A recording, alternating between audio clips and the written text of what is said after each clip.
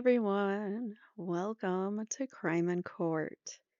This is, as you can see from the thumbnail, Canton cover up the Commonwealth versus Karen Reed and Turtle Boy. Today's episode, we're going to be talking more exclusively about Karen Reed, and this is episode 87, Winning, Vanity Fair, and the Civil Suit. You guys remember Charlie Sheen when he was like, winning? And he said he had tiger's blood in him, that interview? That's kind of where I was going with that, because I feel like Karen Reed is winning. There's some good things that have happened in this past week. Well, there's been a lot of things going on in Karen Reed, but in particular, as you can tell from the title, we're going to be talking about her Vanity Fair article. We're going to read through it. That was just dropped October 29th and 30th. And then we're also going to go over the decision regarding whether she was going to be able to stay her civil suit, at least the discovery part of it, regarding the O'Keefes, because they have a civil suit against her for wrongful death. And she is obviously, there's no proof that she even did anything to him, let alone the fact that the clues show us that somebody else did it. But, let's not think common sense here. All right, so let's get started. If you don't mind, please hit the like button as we begin. This is part one. So there's two parts of the Vanity Fair story. We're going to do both of them right here and now. So Karen Reed tells her story, part one, a homicide trial in Massachusetts. After John O'Keefe was found near death in the snowy front yard of fellow Boston cop, his girlfriend was arrested. Within like 48 hours she was arrested. They already made the decision within like 16 hours. So, it took a little bit to get her arrested and arraigned. So, as Karen Reed's second trial looms, she's ready to talk about what she says really happened. This is by Julie Miller. Like I said, October 29th, it just came out.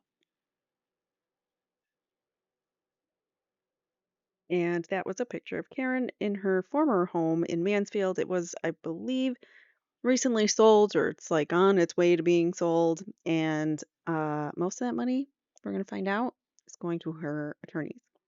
So let's find out what else. There's a lot of little nuggets in here that we didn't know, and it didn't come out in trial. So this is an interesting article. I was not going to do it, and then everybody kept talking about things that we didn't know. So now I'm going over it, obviously. All right, so on an August morning, Karen Reed is wheeling my suitcase into her four-bedroom mansion home.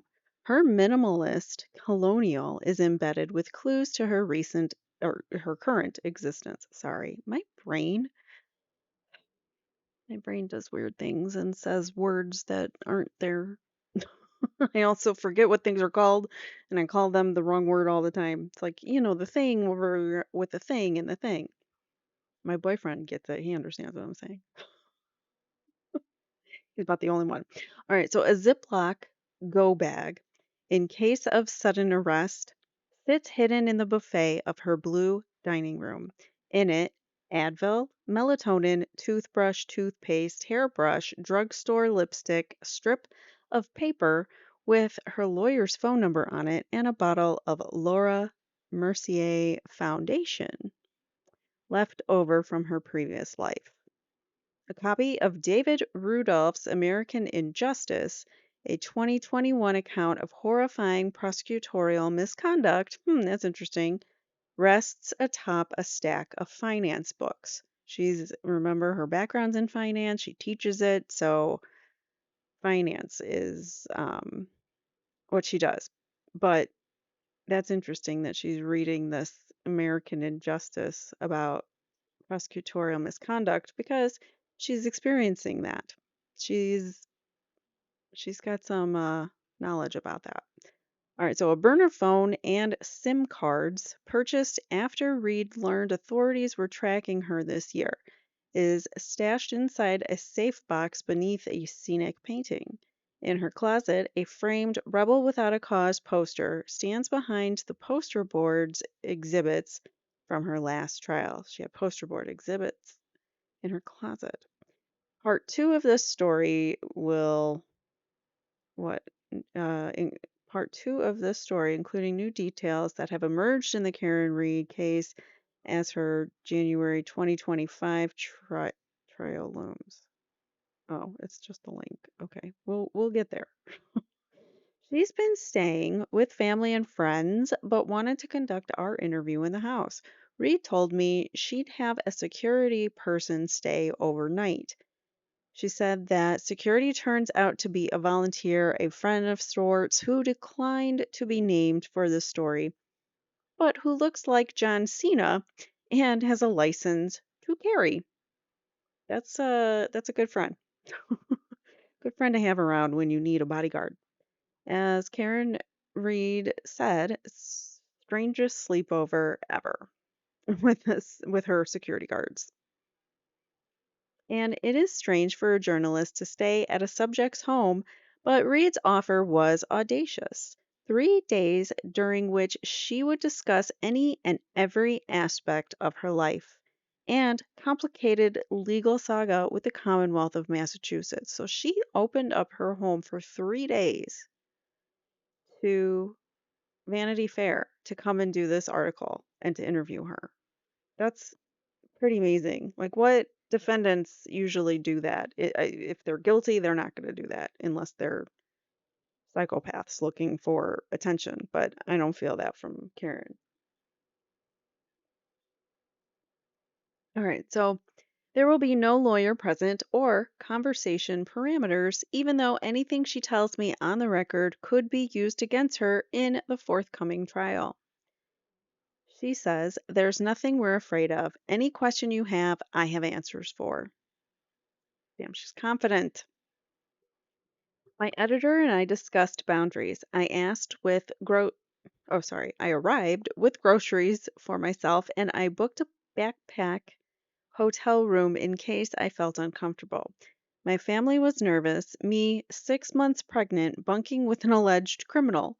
Journalists rarely get such unfettered access to any subject, especially not someone in the middle of such unusual high stakes circumstances.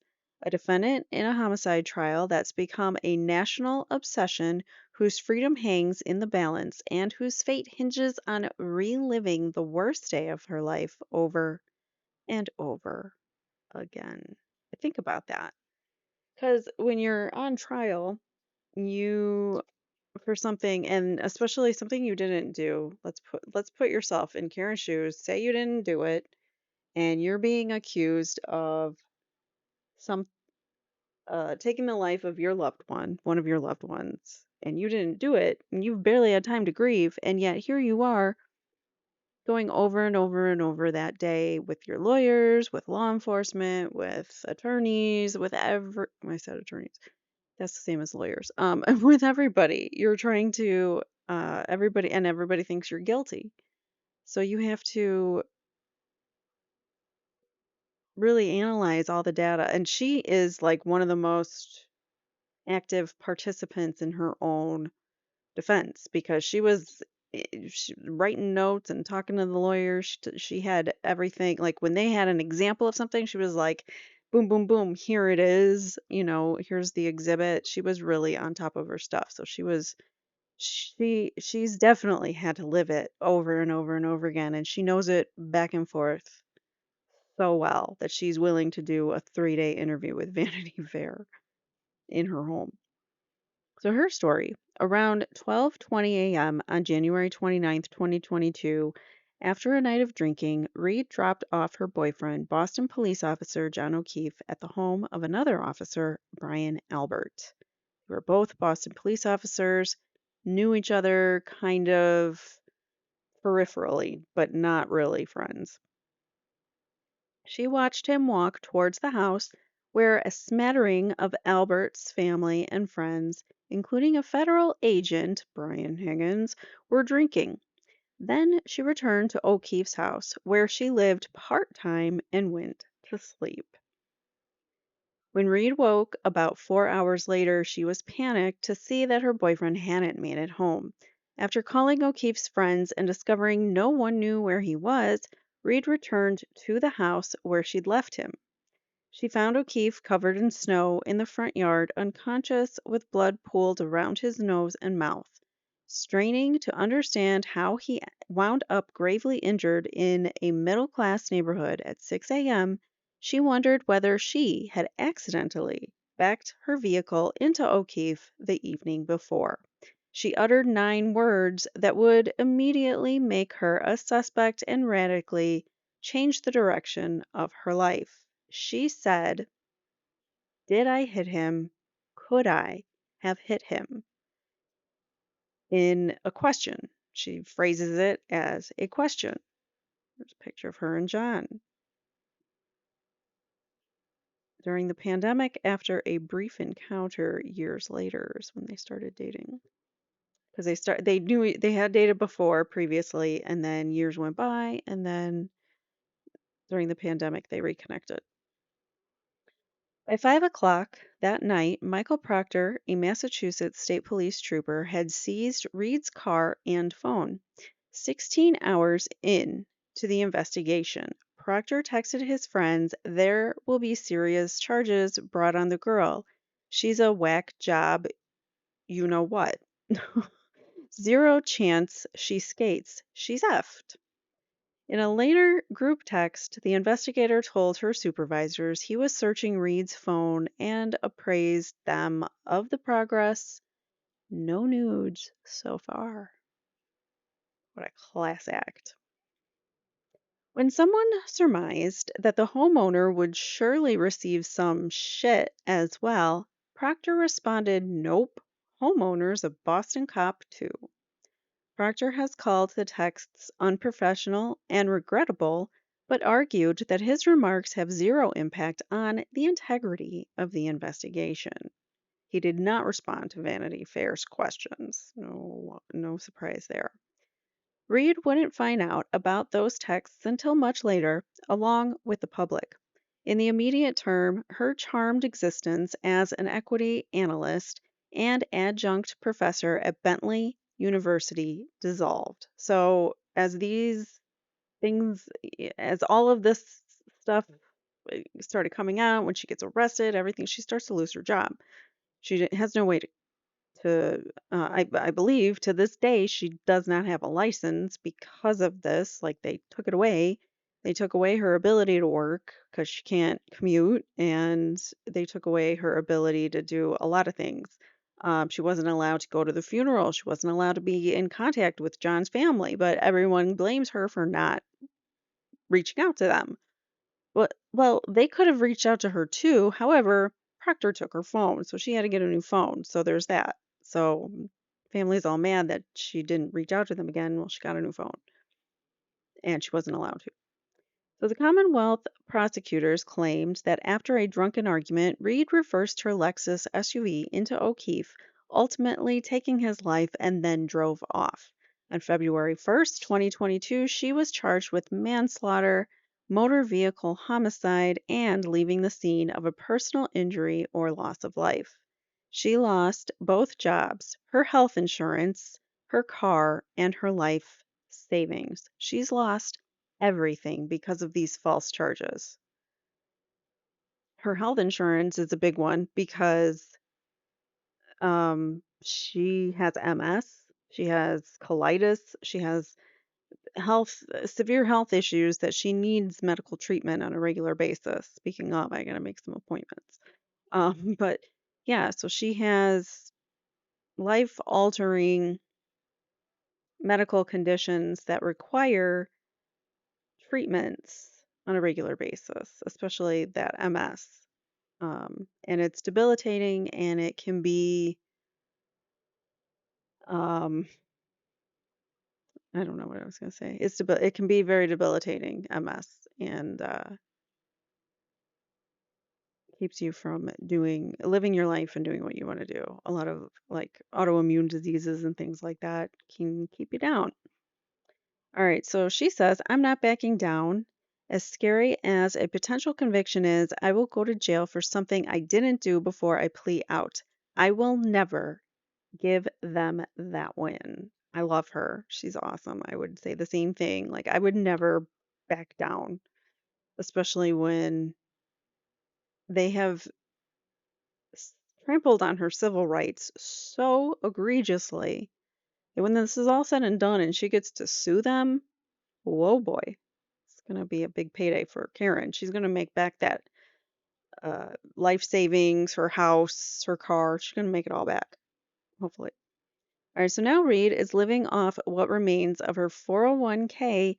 Not long after my visit, she sold her house to subsidize her legal expenses. She still owes more than $5 million in deferred fees for the highly skilled defense team that she's marshaled.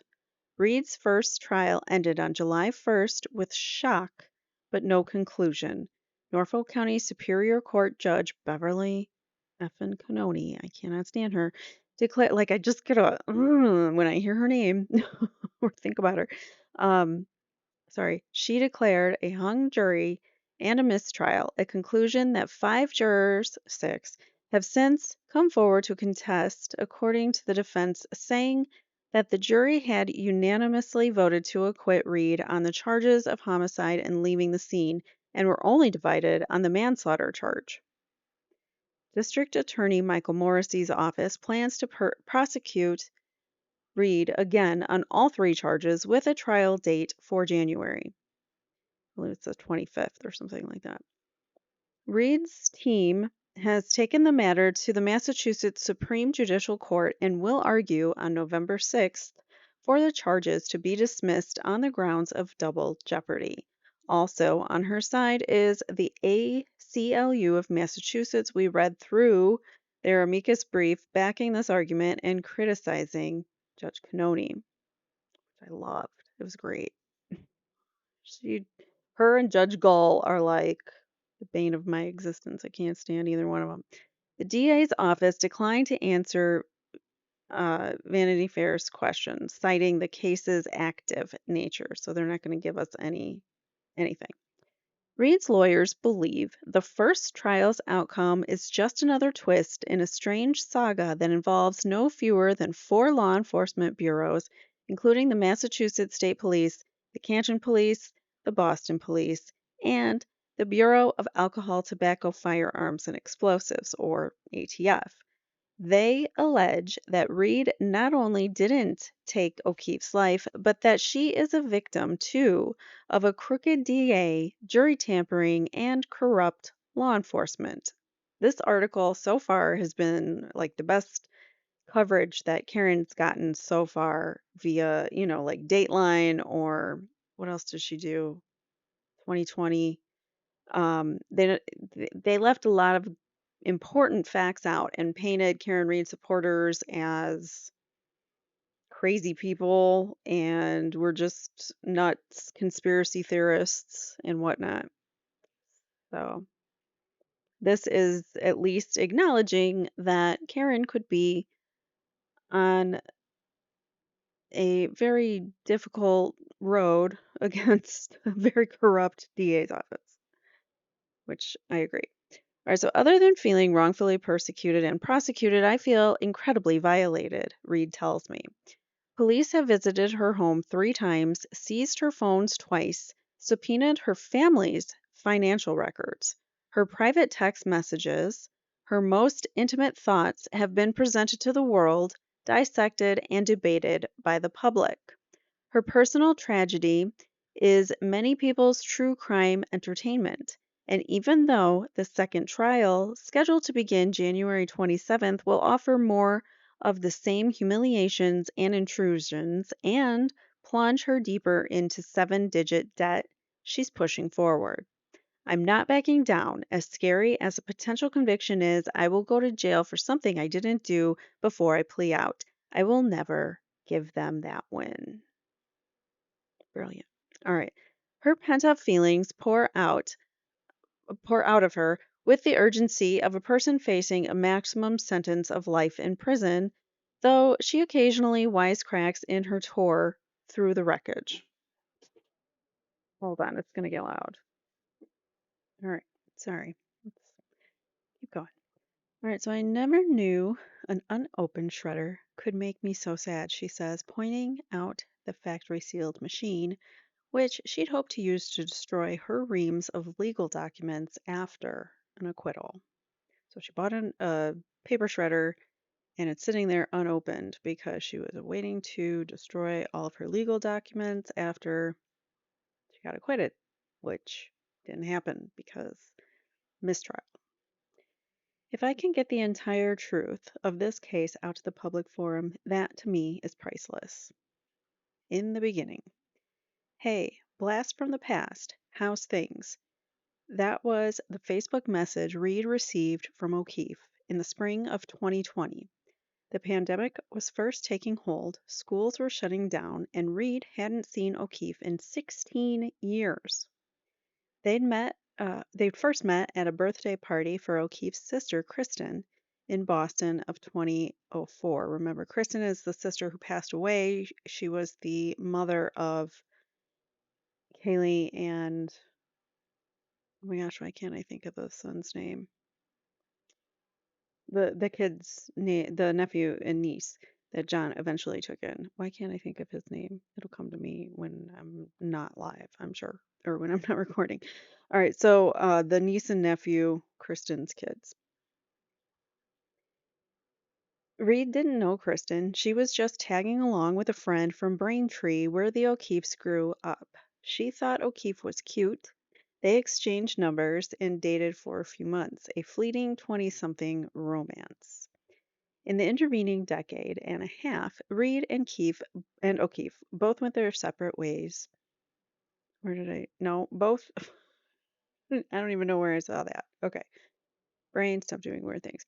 In the intervening decade and a half, Reed and O'Keefe both experienced harrowing personal traumas. Reed endured 10 surgeries in 18 months, holy crap, to treat and ultimately diagnose Crohn's disease.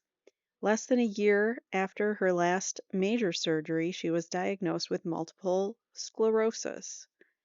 I believe she's had part of one of her colon, like, no, one of her intestines or colon or something removed. I believe. I don't know. At one point in time, she had a colostomy bag, I think. All right, so less than a year after her last major surgery, she was diagnosed with multiple sclerosis.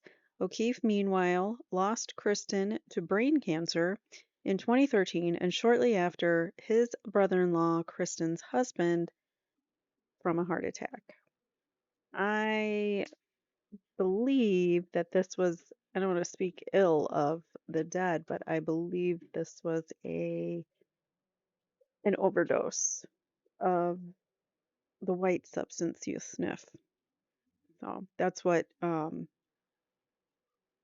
think that's what I think I heard Turtle Boy say that. Anyways, probably, not in the great mental state. You just lose your wife and then you realizing you've got to raise these kids by yourself. He probably, if he had a vice, he might have overindulged. So, anyways, moving on. So, Reed thought that surviving these life altering events helped her forge a deep bond with O'Keefe. She fell for him and the kids because, well, oh, I just skipped over a bunch of stuff. Where was I? He lost Kristen and then the brother, Patrick, to a heart attack.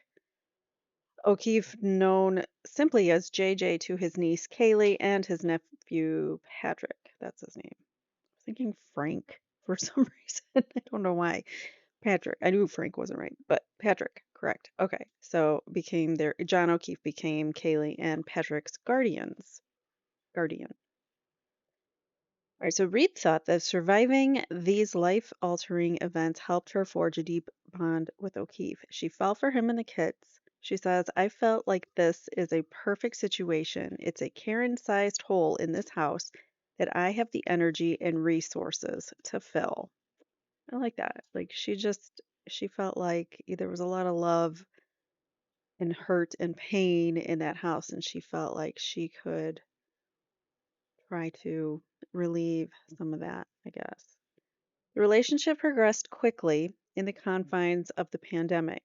Reed, who could work remotely, rearranged her schedule to be at O'Keefe's house most days, supervising the children's Zoom schooling and making them lunch, while O'Keefe worked a desk job in the Sex Offender Registry Information Unit at the A1 station in downtown Boston. I wonder if he knew things. I wonder if he knew things because of what he was doing.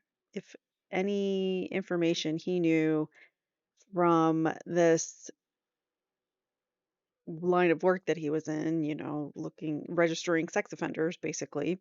I wonder if he knew something that the McAlberts or the Alberts didn't want him to know. Because remember, Brian Albert works also in Boston PD. And hold on one second. You're disturbing my recording. Thank you. Oh, and I didn't hit pause. Great. Thanks, Hazel. All right.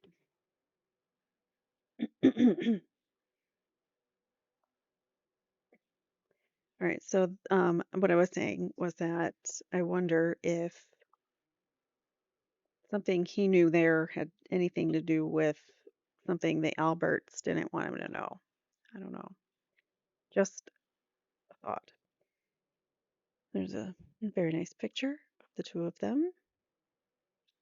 As in any relationship, issues bubbled up. O'Keefe resented that Reed got to do the fun parts of parenting while he played disciplinarian, she says.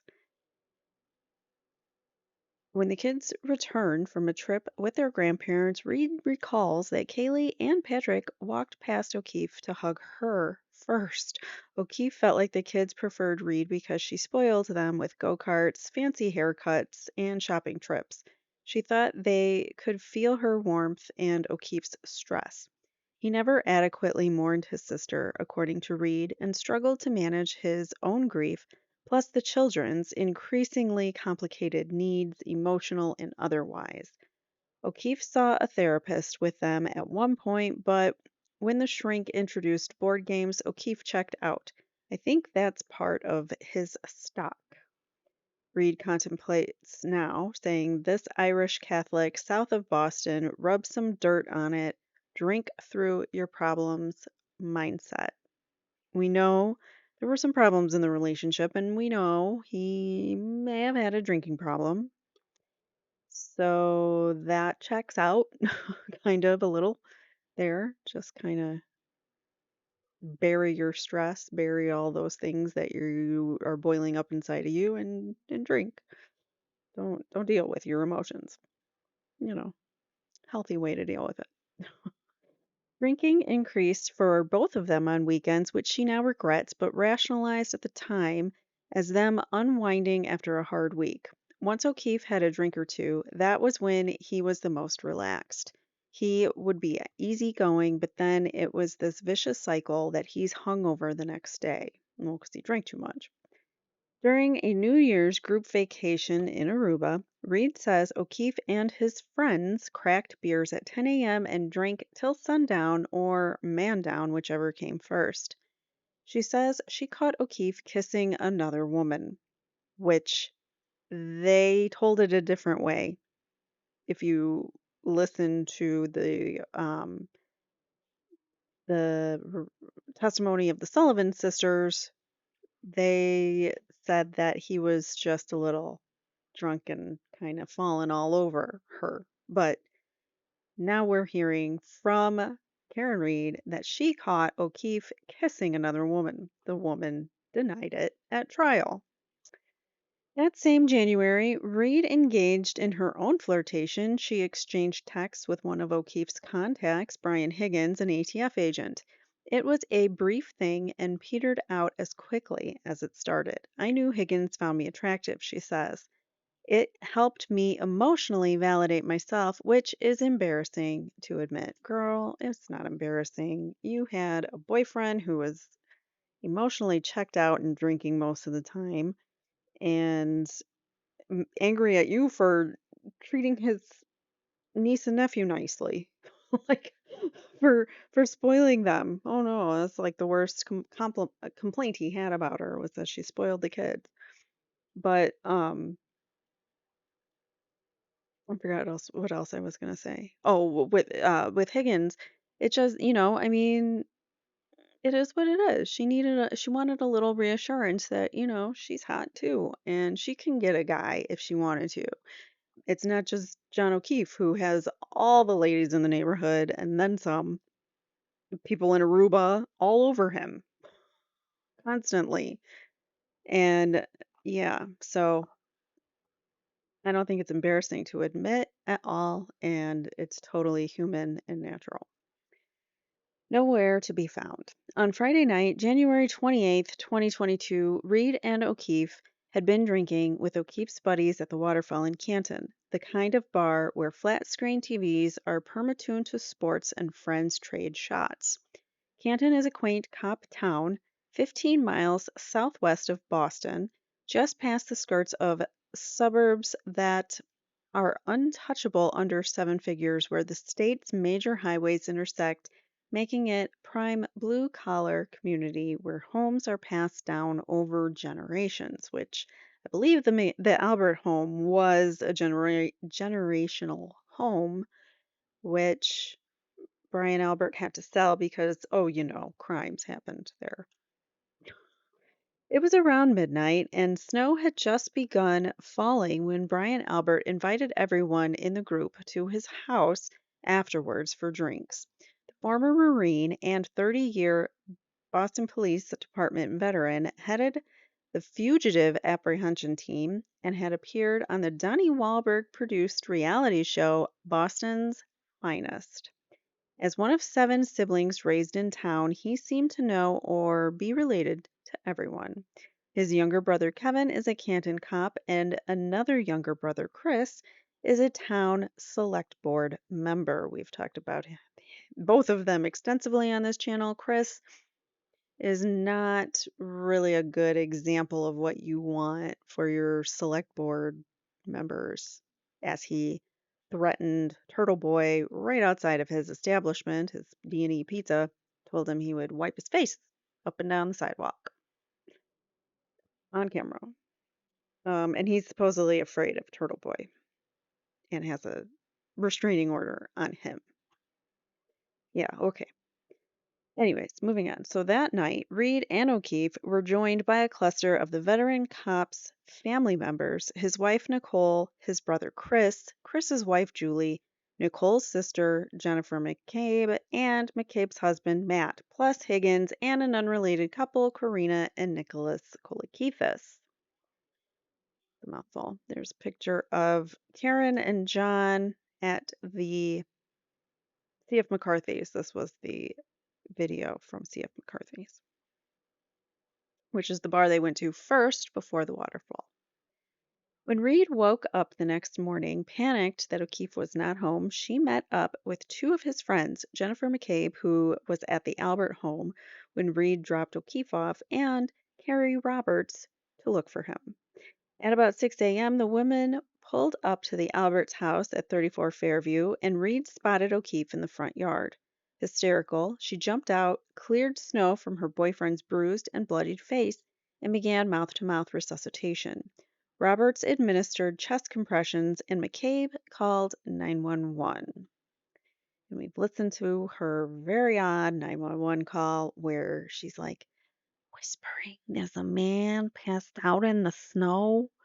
And we're supposed to believe that she was really good friends with John, and uh, their kids got along really well. They were like family. She would help out supposedly with the niece and nephew because her kids and his kids or his niece and nephew were friends, whatever.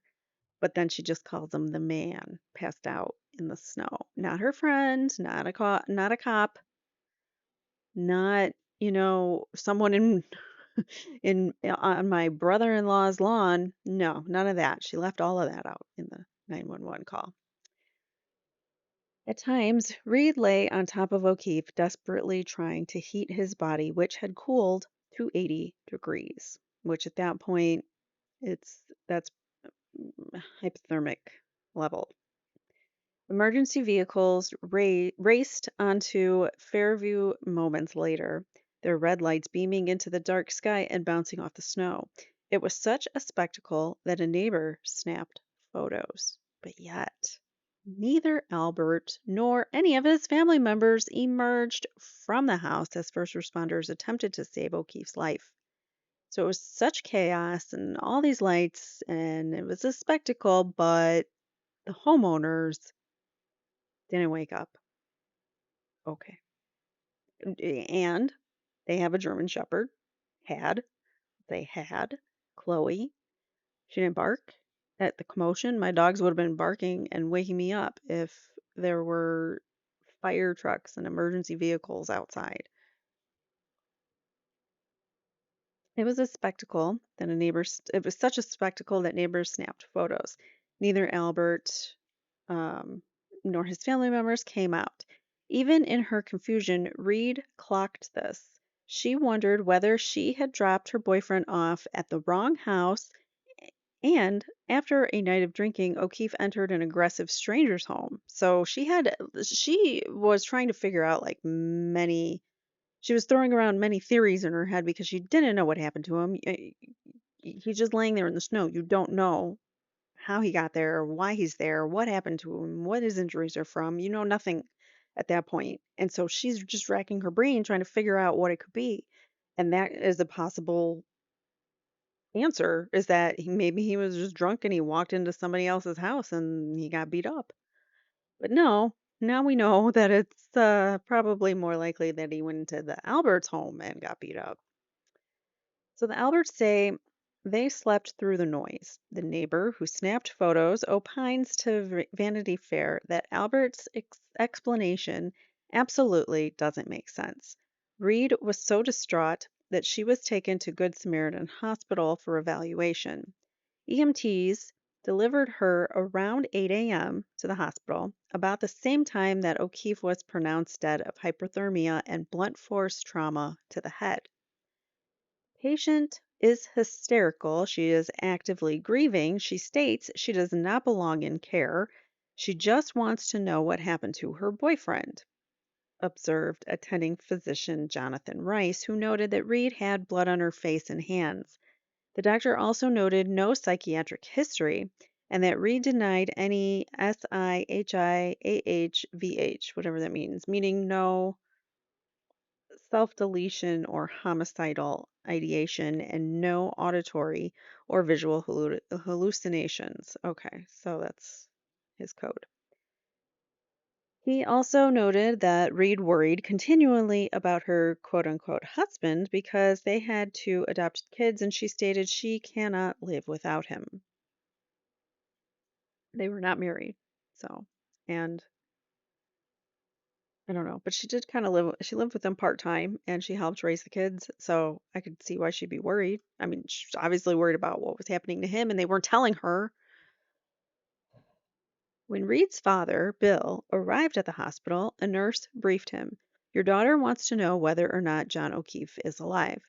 We can tell her, you can tell her, or you can tell her tell you can tell her with us present. He says, I'll tell her, Bill said. He was led to Reed's room where he told his daughter simply, he's gone. Reed insisted that her father take her to O'Keefe's house to see Kaylee and Patrick. The rest of the O'Keefe family was already there, including his mother Margaret, who goes by Peg or Peggy, his father John Sr., and his brother Paul. They had also come from the hospital where they identified the officer's body, John's body, and saw his gruesome condition laid bare under the bright lights. The adults gathered around the kitchen island, and Reed asked the family what O'Keefe looked like. Paul's response, he looked like he went 5 rounds with Mike Tyson. That's interesting. They say Peg made her own assessment. I think he looks like he got hit by a car. She's already trying to blame Reed at that point. Reed was thunderstruck by the unexpected hostility. Her family realized it was time to leave. Reed and her father went upstairs to quickly pack her medication and several belongings. Then she hugged and kissed Patrick and Kaylee for what would be the last time. A few days later, Reed was court ordered to refrain from contacting the O'Keefe family. I felt like all of a sudden this went from being my house to I'm persona non grata, she told me. As they left, she told her father, Dad, I don't know what happened, but I feel like Peg thinks I did something. When they got home, Bill Reed searched criminal defense attorneys in Boston. David Unetti's name and picture popped up. Unetti had spent the first decade of his career as a prosecutor. As the Middlesex assistant DA, he put two men behind bars for one of the country's most heinous crimes, the 1997 R and homicide of a 10-year-old Jeffrey Curley, whose attackers lured him with the promise of a new bicycle. Bill's vetting was more on instinct. A devout Catholic who prays every day and paid his way through college by working as a night guard in Fall River, Bill decided on Yannetti because he looks like an honest man. I can see that about Yannetti. Massachusetts State Police were moving quickly. They seized Reed's car and phone less than 12 hours after O'Keefe was declared dead. She knew she was a suspect, but her devastation trumped fear. She was still confused why O'Keefe's body was on Albert's lawn and was shocked he was dead. I'd been with him all week, she told me. We had been intimate the night before, and now he's gone. Yannetti told Reed to prepare for an arrest. So, by, wrecked by grief and disbelief, she zombie walked through her morning ritual. She showered, did her makeup, blew out her hair, picked out a sweater that would be comfortable in jail, and waited for hours on the overstuffed white couch in her living room where I sat while she recounted the story. 3 days after O'Keefe's death, she was taken into police custody. An attractive, highly educated finance professional accused of taking the life of her cop boyfriend and leaving his body on another cop's lawn was catnip to Boston media. The morning after her arrest, cameras rolled as she was escorted in handcuffs to her arraignment. She pleaded. Why is it pleaded and not pled?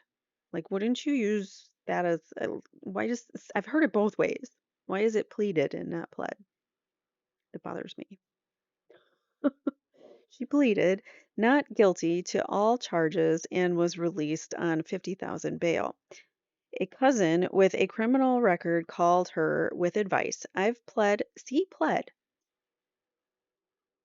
to charges where I wasn't even in the state where the crime happened. I wanted to get out of jail. I wouldn't post bail, and I didn't have David Unetti. The cousin warned her that prosecutors don't always care if they have the right guy as long as they have someone behind bars. That's a closed file for them. Question everything, he said. Yannetti received a different kind of call on February 2nd.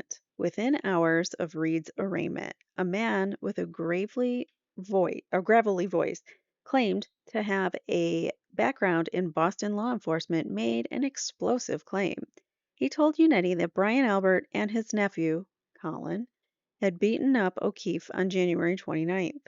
When O'Keefe didn't come to, said the mysterious man, Albert and an unnamed federal agent, Brian Higgins, put O'Keefe's body on the front lawn. When Yannetti called him back for a more thorough interview, he backtracked, saying he was only speculating based on photos of O'Keefe in the news, and he ultimately recanted the tip altogether. Wuss. But Unity points out that photos of O'Keefe hadn't been released at the time of the first call, and other details from the tip lined up. Higgins, the ATF agent, had been drinking at the Albert home that morning, as had Albert's nephew, Colin. Until the tipster's call, Reed and Yannetti hadn't known that Colin was at the house, as he later testified he was, because his name was not in any of the police reports. As we know, he wasn't even interviewed until like 18 months after the accident. In February, and when he was interviewed, he was only talking about the harassment he was suffering at the hands of Turtle Boy. He wasn't even talking about his role in being at the home that night and seeing John. And if he, like, that wasn't even a question. Did you see John in the house? In February, a funeral was held for O'Keefe in Braintree. Dozens of Boston police officers saluted O'Keefe's casket as it was carried into St. Francis of Assisi Church. Bagpipes skirled a solemn hymn as a giant American flag waved in the wind. Reed was not there, in part because of a stay-away order, but views the pomp as performative. This whole Irish cop departed bagpipe thing, says Reed, trailing off. There's nothing holy about this.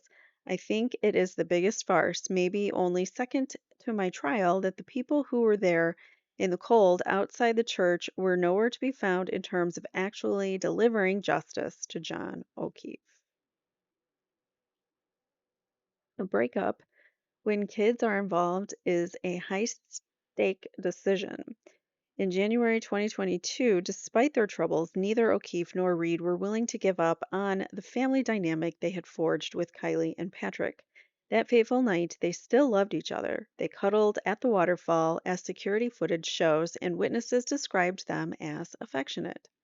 Albert invited the group back to his house to celebrate his son's 23rd birthday. His son was at the house. Everyone was out drinking because of the son's party, but the son stayed home, so that was all weird, but that was what they said. Beyond a bar run-in the week before O'Keefe died, he'd been really socialized with Albert. Or he'd never really socialized with Albert. He didn't really know Brian, and he knew Chris because Chris lived on the same street, and Colin, his son, Colin, was giving him crap and leaving stuff in the lawn, beer cans, and crossing his lawn, and being really rude and disrespectful of O'Keefe. And so they knew each other, but he knew Colin and Chris really, and he only knew of Brian peripherally through, word of mouth, and that they worked in the same Boston Police Department, but I don't think they worked they worked in different departments. All right, so beyond a bar run-in in the week before O'Keefe died, he'd never really socialized with Albert, even though both were BPD living in Canton and had McCabe in common. So Jennifer McCabe is sister of Brian Albert's wife, Nicole. So they're brother or sister-in-law. And then Jen McCabe and her kids were friends with Kristen's kids, so that's how they're related. She helped supposedly. Jen McCabe stepped in and helped out a lot well, that's according to Jen. But when Kristen died, that is supposedly what Jen McCabe did. She stepped in and helped John a lot. Albert had an alluring reputation. He helped unmask the Boston Strangler in 2013 and capture the Craigslist killer before that. The night he died, O'Keefe was eager to join up for a nightcap. When he and Reed arrived at 34 Fairview, though, she wondered whether they were at the right address. There weren't many cars in the driveway, and Reed felt uneasy. She probably had an intuition there. McCabe had conveyed the invitation, so Reed wasn't sure how welcome the couple actually were. And that, again, is women's intuition. She knew. She knew they weren't welcome there. She knew. O'Keefe said that he'd check out the scene and report back, but minutes passed without word. I got pissed, Reed tells me now. She knew that a woman O'Keefe used to hook up with lived in a few houses down the street. Oh, okay. So a woman that that's the Bella's mother or whatever, that came up in trial in the text messages, Bella's mom.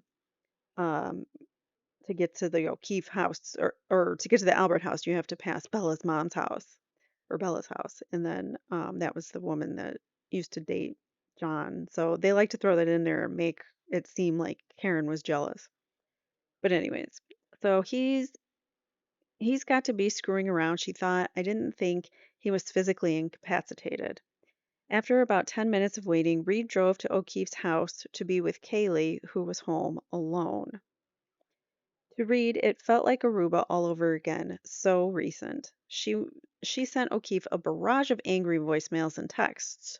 John, I'm going home. You are effing using me right now, thinking like he's using her for a baby as a babysitter while he goes and F's another girl. Kaylee is sleeping next to me. John, I effing hate you. So she was trying to get a reaction out of him.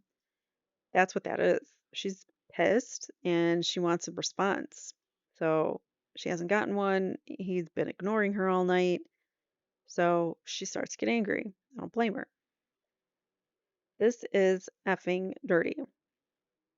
For months after Reed was first charged, Massachusetts State Police were back at Reed's house to arrest her again, this time for second-degree homicide.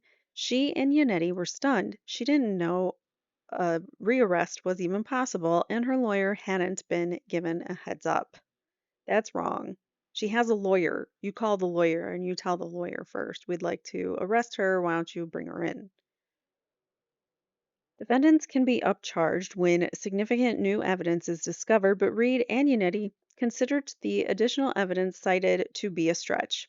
In an interview, Patrick had claimed O'Keefe and Reed argued a decent amount of time, and Kaylee recalled O'Keefe telling Reed their relationship was over, with Reed refusing to leave the house. The Commonwealth also cited Reed's estimated blood alcohol level based on a sample taken at the hospital. I want to remind you guys that Kaylee and Patrick weren't interviewed by law enforcement until it was like 6 months later. It was several months later. And at that point, they've been away from Karen for that many months. And then you've got the McCabe's and the Alberts surrounding the O'Keefes and whispering whatever narrative they want into the O'Keefe's ears. And for whatever reason, they're buying it. So they could have easily swayed Kaylee and Patrick's perception of reality. They could have easily made them think that things happened that didn't. The Commonwealth also cited Reed's estimated blood alcohol. Okay. The second arrest was Yannetti and Reed's first clue that something was, as they say, amiss. It was so dirty and underhanded that they would go behind my back, Yannetti tells me by phone. The DA requested Reed's bail be set at $500,000. I believe it was to scare me and get some kind of plea deal going, Reed says of the second arrest. Do 2 years on a lesser manslaughter charge and you'll be free, which we were never going to consider. At Reed's second arraignment, Yannetti argued that his client had reason not to flee. Her Crohn's and multiple sclerosis treatments were in Boston. Cannoni set Reed's bail at a comparatively low $100,000, which is still ridiculous. The day after I'm upcharged, David's like, listen, I know this is the worst time to have this conversation, but my fees doubled. Double for homicide. Oh boy.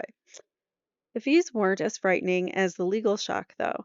At that point, says Reed, David and I realized this is effing dirty. This is not you said something that was taken the wrong way at the scene and they got the wrong guy. This is intentional. They're framing me. By September 2022, Reed and Yannetti were running into repeated roadblocks trying to get basic evidence from the Commonwealth. They hoped to get Google geofence data, which would identify every cell phone on the Alberts property on January 29th. Desperate for guidance, Reed emailed Alan Jackson, an LA-based lawyer who used cell phone data to get a 2019 groping case against Kevin Spacey dropped. Jackson had worked the other side too. As an LA County prosecutor, he put Phil Spector behind bars for the 2003 homicide of Lena Clarkson. Since then, He's built a reputation as one of California's top and most expensive trial lawyers, representing a Venice Beach hotel owner charged with homicide, an NBA player facing DV charges, and a 22-year-old Bakersfield man who stabbed his brother in self defense. He managed to avoid jail time for all of them. Wow. Jackson gets more than 100 representation requests monthly, but the subject line of Reed's email stood out: Homicide of a Boston cop. He clicked on it and read her plea. I am fighting for my life against a blue wall and therefore marshaling whatever resources/advice I can find. On a call with Reed, Jackson agreed to share his cell phone data related motions and asked to hear more about the case. After learning that she was being accused of fatally hitting O'Keefe with her SUV, the lawyer asked to see photos of O'Keefe's injuries. Reed immediately sent over a few, revealing O'Keefe's bruised and swollen eyes and the cuts above his right eye and nose. But it was O'Keefe's right arm, which looked like it had been clawed, that caused Jackson to exclaim, "That's an animal attack." Jackson later said by phone, "If there's any medical examiner or DA or lead investigator out there claiming that's from a car, that's BS. And if that's not true, what else isn't true?"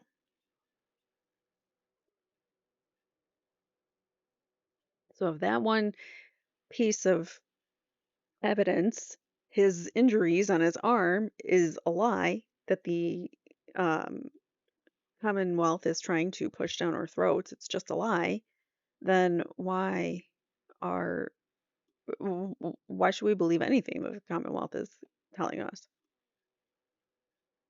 The good, bad, and ugly. The police theory of what happened that night is evident in the charges, but what Reed and her defense team believe happened involves a fatal fusion of alcohol, testosterone, and bad luck. They allege that O'Keefe encountered some combination of Brian Albert, Brian Higgins, and Colin Albert in the basement, and a fight turned dangerously violent. According to O'Keefe's Apple Health data, after 12:20 a.m., about the time when Reed dropped the police officer off, he took 80 steps, the equivalent of half of a football field, and went up or down 3 floors. How do you explain the floors? You can't. Trooper Garino, who did John's data extraction, said, no, no, he wasn't anywhere near the house when he did those steps or those stairs, the flights of stairs. He was driving in a car. He was all the way over here in a car on a hilly road, which Turtle Boy debunked by trying to recreate it in with multiple phones and going down that same stretch of road that Trooper Garino blamed it on, which was flat as a board. There were no hills. There was no elevation. So where is he getting he was waving his phone around and he was elevated and driving. Like, okay, come on. You have to stand on your tippy toes and stick your tongue out to a 90-degree angle and be just right in order for it to work. So witnesses inside the Albert home that night deny O'Keefe ever went inside. The defense's theory holds that O'Keefe's body was moved to the yard. Reed's defense offers several possible catalysts for a disagreement, such as Higgins' flirtation with Reed. Higgins, who testified he did not encounter O'Keefe after the bar, did not respond to Vanity Fair's questions. Surprised there. Another is O'Keefe's allegedly antagonistic relationship with Colin Albert, who lived 2 doors down from him. According to Reed, the teenager regularly dumped beer bottles in cans on the lawn. Colin testified that there was no animosity with O'Keefe and that he left the Albert home around midnight before O'Keefe was dropped off. Yeah, okay. He did not respond to Vanity Fair's questions. Or there's the idea that Brian Albert might have simply been irritated by the likes of O'Keefe, who was given special accommodations by the Boston Police Department after his sister's death, like a desk job with flexible hours. I could see how someone could look at John and say, I'm a real cop. I'm the head of the fugitive unit. I've been on the drug unit, the gang unit, Reed imagines to me. Albert's spokesperson, Greg Henning, denies the idea that there was ever a beef or any physical altercation. He adds that Albert attended a fundraiser in support of Kristen. He also noted that Albert attended O'Keefe's wake to grieve with the family. He also noted, no, he did not. I, for the life of, for, yeah, I've heard that Brian Albert did not attend O'Keefe's wake or funeral. Oh, maybe he just went to the wake and not the funeral. I don't know. But I heard that he did not attend. So here, Greg Henning, Albert's spokesperson, is saying that Brian Albert did attend the O'Keefe, the wake for John O'Keefe. But I don't remember ever hearing that anywhere. So, in any of those scenarios, the defense believes that Albert's German Shepherd Chloe was a factor. She was being kept in the basement part of that night because she was not great with strangers, Albert admitted to the court. She was not great with other dogs either. A Canton resident told Vanity Fair that in 2018 she was walking her golden doodle past the Albert yard when Chloe attacked her dog so aggressively that she was not able to stop the German Shepherd until someone emerged from the Albert home and called Chloe's name. The owner took her dog, covered in blood, to the veterinarian, who told her that Chloe needed to be reported to animal control based on the severity and location of the bite. The vet said it looked as though Chloe wanted to kill the dog. I don't think that that is the vet's responsibility to say or do that, but whatever. That's speculation. I don't know how you know that, but cool. All right, so when the woman called Canton police, she was told that animal control was out and that police could not tell her when the animal control officer would be back. After she left her information with Canton police, she says that Kevin Albert, Brian's brother, and a Canton cop contacted the woman's husband with a message from the then police chief. How can we make this thing go away? Neither Kevin nor Canton police responded to questions. The woman became so nervous walking past the Albert house afterward, she started to carry pepper spray. About 3 months after O'Keefe's death, Chloe attacked another dog and bit a woman who tried to intervene. That woman confirmed to Vanity Fair. So that woman confirmed that this happened to Vanity Fair. Another woman was injured while trying to help. The Alberts subsequently rehomed their dog of 7 years. And that's if you believe that line of crap. Because Nicole said, there's the injuries, by the way. Nicole, Brian's wife, said that they rehomed it. Not her, but it. And it's in Vermont. I'm sorry, but any pet owner that calls their own pets it, they're trying to distance themselves from that animal. I think Chloe's no longer muerto. That was not the only major change for the Albert family. In 2023, Brian Albert retired from the law enforcement due to a shoulder injury incurred on the job, says Henning, and his maximum pension had been reached. The same year, the Alberts also sold the home on Fairview that had been in their family for decades. See, generational home.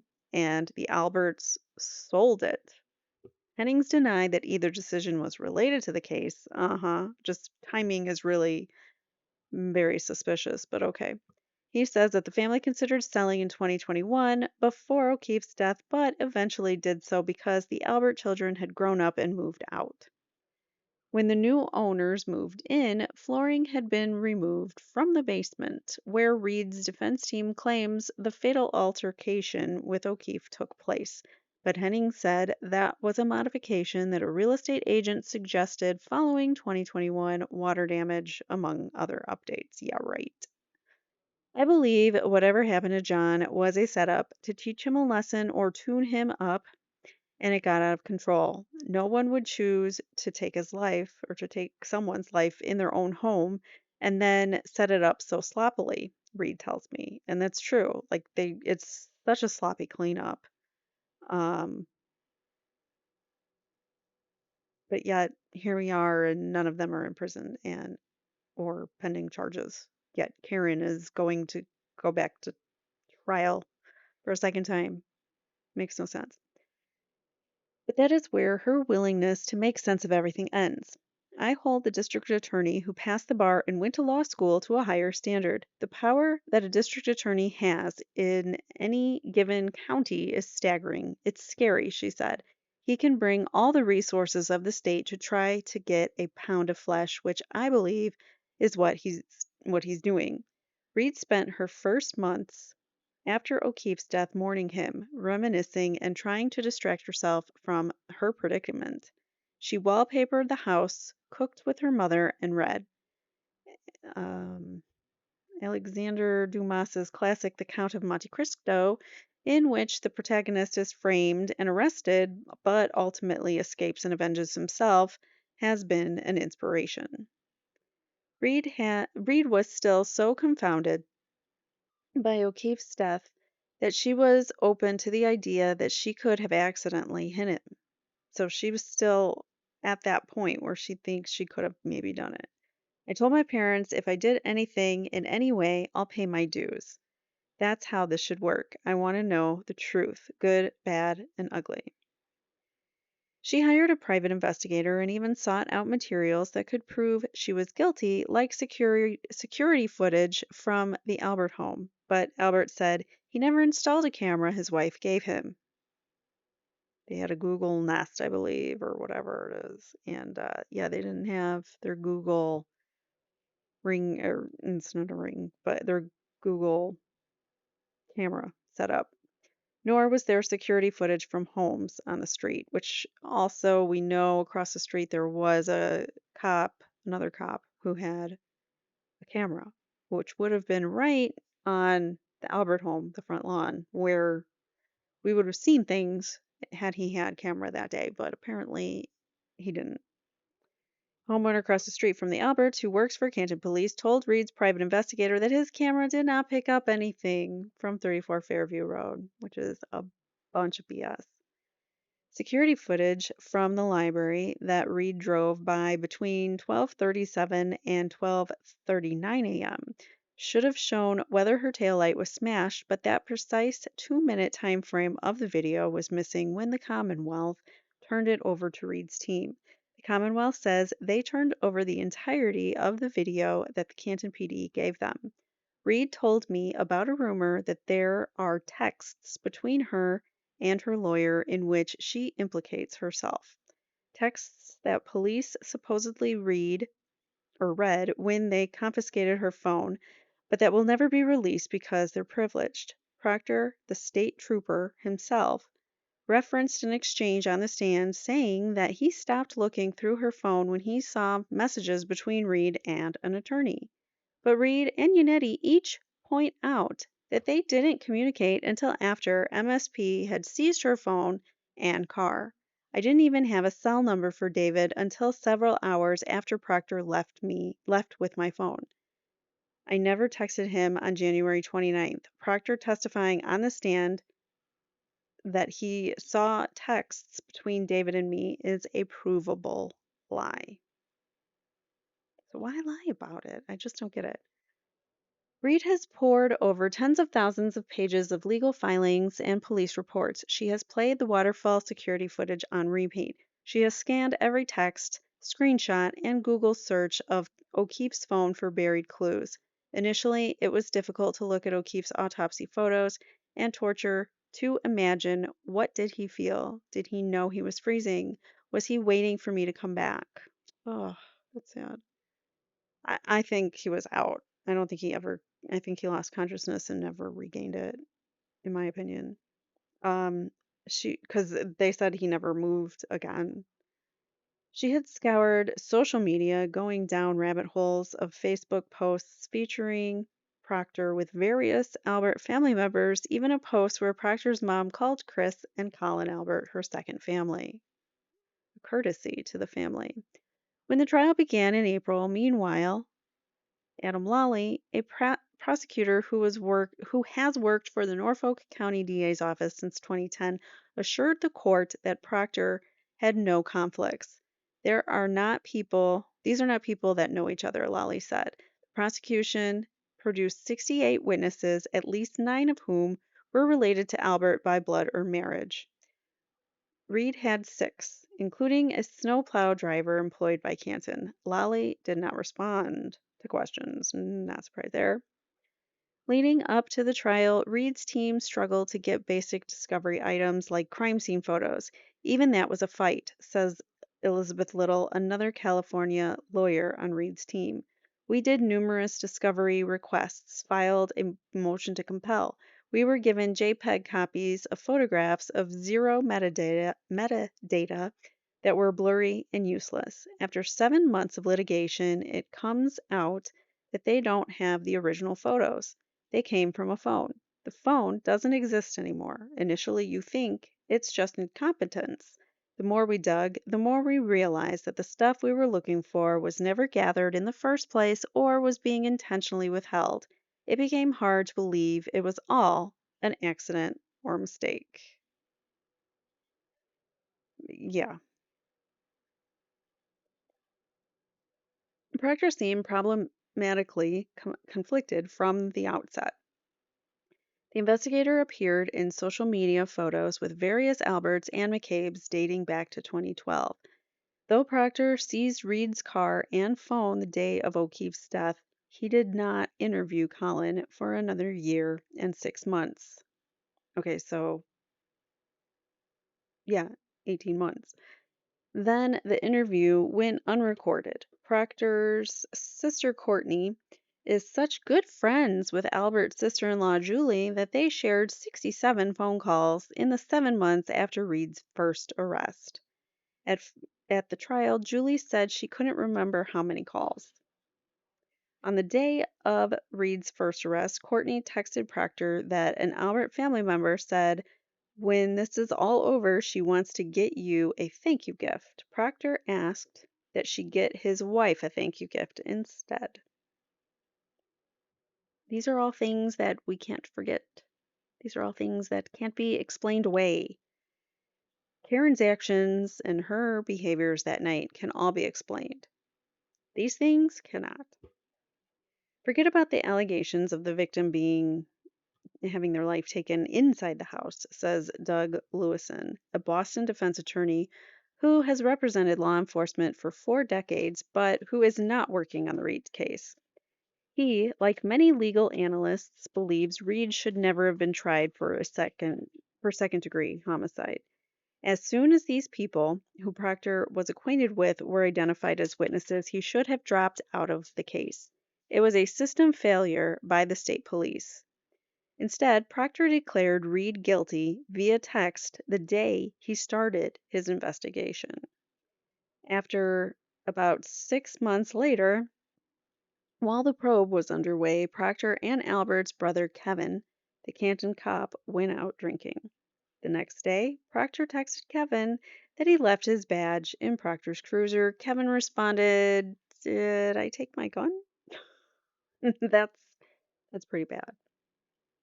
On the morning of January 29th, when McCabe's 911 call about O'Keefe being found on Albert's lawn came in, it was Kevin's Canton Police Department coworkers who responded. One called 2 off-duty officers to report to the scene, including a Sergeant Michael Lank, who has known the Albert brothers since childhood. In 2002, when Lank was off duty and drinking, he ran into Chris Albert, who told him that he had been harassed by a pair of brothers. Lank got into a fist fight, summoned police backup, punched one alleged assailant in the face, and was accused of spitting in the face of another while he was handcuffed. Lank settled a federal case, but testified that he would have come to similar defense for a civilian. Yeah, sure. saying he would have done that for anybody else. No, he was mad because Chris was upset, and he's best buddies with Chris. Before police stepped into the Albert home the morning of of O'Keefe's death, they sent McCabe inside to wake up its residents. Then they interviewed McCabe and the Alberts together for about 10 minutes without recording the conversation or searching the home or separating the people. Canton Police Lieutenant Paul Gallagher testified that they only interviewed McCabe and did not separate her from the Alberts when doing so.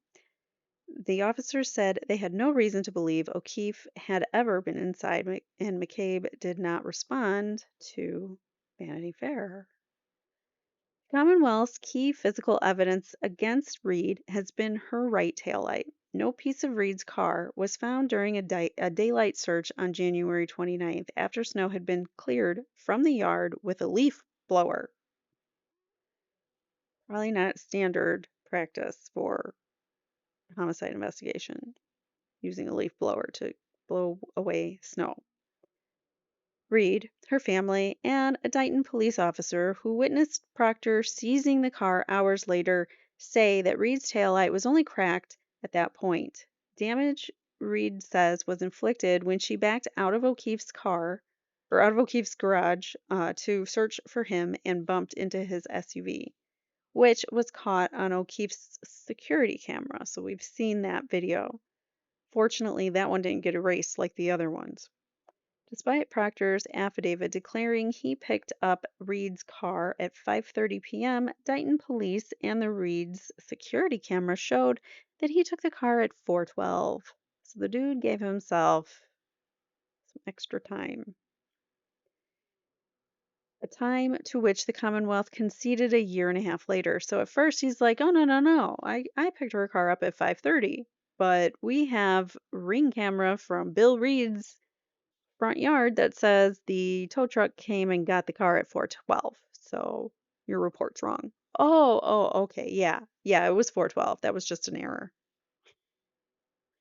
Wow. So Reed thinks this discrepancy was to make it seem as though her car was not in police custody when pieces of her taillight were found. After her Lexus was in law enforcement's custody, Reed believes her taillight was completely smashed. Um, Somebody, I can't remember who now, it might have been Gallagher. Somebody testified on the stand that they actually did help remove it. They had to help, like, somebody smashed it and then he helped them remove it or something. There were multiple Canton police officers who Canton was supposed to be recused off the case, but here it is in the Canton police station, Karen's car, and all these cops are messing around with her taillight. Rue believes her light was smashed. It wasn't until Proctor greenlit a state emergency response team search after 5:30 p.m. in the dark when pieces of the taillight were found in the Albert yard. So it wasn't until after they had Karen's Lexus in their possession when they even allowed this search team to the CERT the state emergency response team. It was not until 5:30 when they actually allowed the CERT team to go in and do a second search. So Canton PD did a first search. They found some glass uh, and some plastic that didn't even belong to her car. And the glass, nobody tested where that came from. If it came from the bar, if it came from inside the Albert home, nobody looked. So we don't know where that glass came from. And then at 5:30, CERT comes and oh, looky, lots of taillight. It's raining taillight. Hallelujah.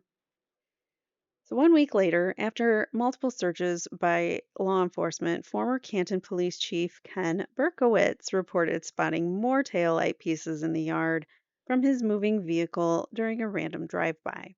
Reed says that she has always considered the taillight to be the cornerstone of the whole case. It's the only concrete evidence that connects me to that crime scene. No evidence was found until they had the evidence. The taillight was not the only discrepancy that came up at trial. The snowplow driver, a witness for Reed's defense, was adamant that he saw no body when he drove by at 2:45 a.m. His truck has a high vantage point and very, very bright lights. I'm going to highlight that because his lights are like boom, it's supposed to light up everything, and you're supposed to see really well because you don't want to hit anything as this giant plow truck.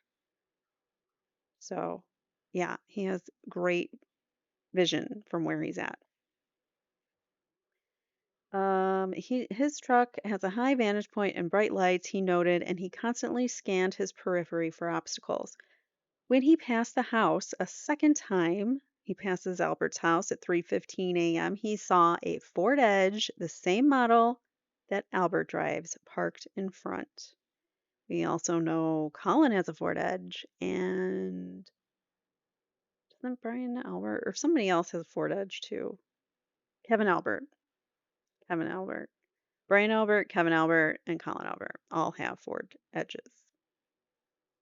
Family thing. This was unusual, he said, because the Albert family normally does not park on the street, and it is standard protocol for him to call in a vehicle on the side of the road. Do you think that they could have, to move the body easily and to not track through the yard, they could have brought John up through the front of the house, not the bulkheads, but through the front. They could have brought him up the stairs and put him in Brian's Ford, his Ford Edge, and then he could have backed up into the driveway. They could have loaded him in there, and then Brian could have driven to that spot. They could have gotten out of the car and put him there, and then drive the Ford Edge back, put it back in the driveway. That makes sense to me. You're carrying the body less, and it's an easy way to do it without, tracking through the yard. I don't know. What do you guys think? Do you think they did it that way or brought him up through the back and walked him up to the yard there and just parked the Ford Edge to hide what they were doing? Either way, something fishy is up. All right, so this was unusual. He never parked there. During cross-examination, the prosecution presented a different timeline, calling into question the driver's account. As a courtesy to the Alberts, whom he has known for decades, he didn't call it in. So he didn't call in the fact that that the car was parked there because he's known the Albert. Like Lucky Lawford has nothing in this game. He has no reason to want to speak against the Alberts. He's known the Alberts his whole life. He's just being an honest dude saying, this is what I saw. And if that makes me a pariah, then so be it. I'm just telling the truth. So let's see if they talk about that some more. So here we are, part two. Karen tells her story. The new trial in looms in Massachusetts. As new details emerge about the Alberts German Shepherd, the ACLU joins Reed's request to drop the homicide charge, and Judge Beverly Cannoni prepares for a January trial. Part two. In Massachusetts, defendants need court approval to subpoena documents or physical evidence. Norfolk County Superior Court Judge Beverly Cannoni agreed to a hearing in May 2023 before the trial began to determine whether Karen Reed could subpoena phone records from Albert and McCabe, but they opposed the motion. Cannoni canceled the court date and denied Reed's request. 2 months later, Reed's team asked Cannoni to recuse herself, claiming the appearance of bias. Aidan Carney, the blogger known as Turtle Boy, is also an award-winning journalist, let's not forget that, who has been covering Reed's case, said that he received Facebook direct messages from a McCabe family member suggesting family ties to quote-unquote Auntie Bev. Cannoni. So Cannoni rejected that motion too, saying, I've never socialized with McCabe or any family member or witnesses who have been ... here in court. She added, I reject the notion that untrue and unsubstantiated rumors spread on the internet can force a judge to recuse herself from a case. Bitch, you are biased as hell. And you're going to say, oh, it's just a bunch of untrue, unsubstantiated rumors on the internet. No, no. We saw you preside over this case, and there was extreme bias. Less than a month later, Carney reported that Cannoni's brother, attorney John Prescott Jr., represented Chris Albert, yep, that Chris Albert, Brian Albert's brother, in a motor vehicle homicide case after he took the life of a foreign exchange student in 1994 and subsequently led police on a 30-hour manhunt to find him. Police, he's a select board member now, this guy, who took the life of this foreign exchange student and led police on a 30-hour manhunt. He's now in charge of your town. Just saying. Chris was sentenced to 6 months in prison. Vanity Fair has spoken to a source confirming Cannoni's brother represented Chris Albert. At the time this story went to print, Cannoni was slated to preside over Reed's second trial. Cannoni declined to respond to all of Vanity Fair's questions. All right, then. I would love to hear from Cannoni. She has a lot to answer for, I think. A year after O'Keefe's death, Reed got a partial extraction of McCabe's phone, contrary to the Massachusetts State Police report, which found no relevant search history. Reed's expert, Richard Green, discovered that McCabe Googled house long to die in cold at 2:27 a.m. on January 29th and later deleted the search. We all know this. The search happened. I don't know why we're still arguing this. This is the dumbest thing that the Commonwealth is going to argue against a search because it implicates that one of your witnesses knew about John's death before he died. Yet we're just going to bury it and pretend like it didn't happen. That's really good justice there. So he determined that McCabe also deleted 18 phone calls from that day, including calls to her sister, Nicole, Brian Albert's wife, at 6:07 and 6:08 a.m. They were answered, though the Alberts say that they slept through the commotion for the discovery of O'Keefe's body. And both Nicole Albert and Jen McCabe said that these two phone calls at 6:07 and 6:08 never happened and that nobody answered.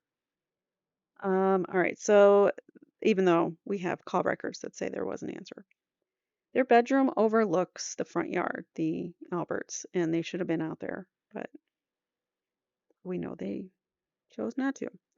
During trial, McCabe denied making that Google search before 6 a.m., claiming that she only did so at Reed's request after O'Keefe's body was discovered. She also denied deleting the search, denied that Nicole picked up her phone calls that morning, and denied deleting phone calls from her call log.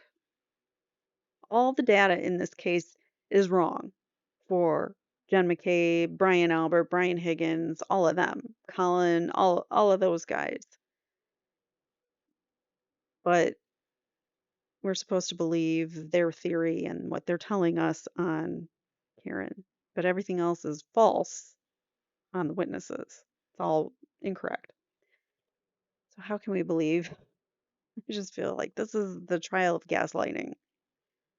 The prosecution's expert said the 2:27 a.m. timestamp is not indicative of a time search or the time of the search, sorry, claiming that McCabe could have searched in a window opened at 2:27. Vanity Fair asked Umit Karabayak, Karabayak, yeah, you know, that name, a PhD at Purdue's Department of Computer and Information Technology, who specializes in iPhone artifacts and the limitations of digital forensics, to evaluate the prosecution's expert testimony as well as an affidavit from Reed's expert. So this is now another independent expert evaluating the data, the mobile data in this case. And let's see what they say. Quote, based on my research and expertise, I concur with what I see in the affidavit from Richard Green, this Umit guy says, referring to Reed's expert. So he agrees with Karen Reed's expert that the search did happen. Though the browser tab was opened earlier than the searches, the timestamp for the search items is recorded for searches and stored in the database, not the time of the tab opening. So the search is recorded not when the tab is opened, which is what they were all saying. It was like she opened the tab and searched something and then it like I don't know. I can't even explain their explanation of it because it makes no sense to me. So he noted that Green additionally verified the search times and associated wall files that are occasionally overlooked. So he did a thorough evaluation. Jackson's cross-examination of McKay became so heated, with the prosecution witness repeatedly asking to see her prior grand jury statements, that, as one juror told Vanity Fair, it felt like they should have been served drinks and appetizers. Supposedly, this is the most traumatic thing of your life and you don't remember what you said? The juror adds, there were so many times I wanted to yell out, "Can you shut up? Tell the truth. Just tell the truth." Oh, that's great. All right. 32,709 texts. O'Keefe's death wasn't the first time Norfolk County law enforcement found themselves facing allegations of cover-up and corruption.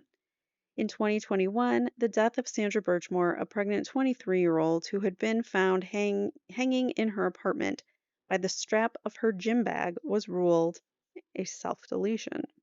The following year, three Stoughton police officers, Robert Devine, Matthew Farwell, and William Farwell, the latter two are twin brothers, were found to have engaged in intimate relations with Birchmore after meeting her through their department's youth program when she was a minor. They knew her as a minor.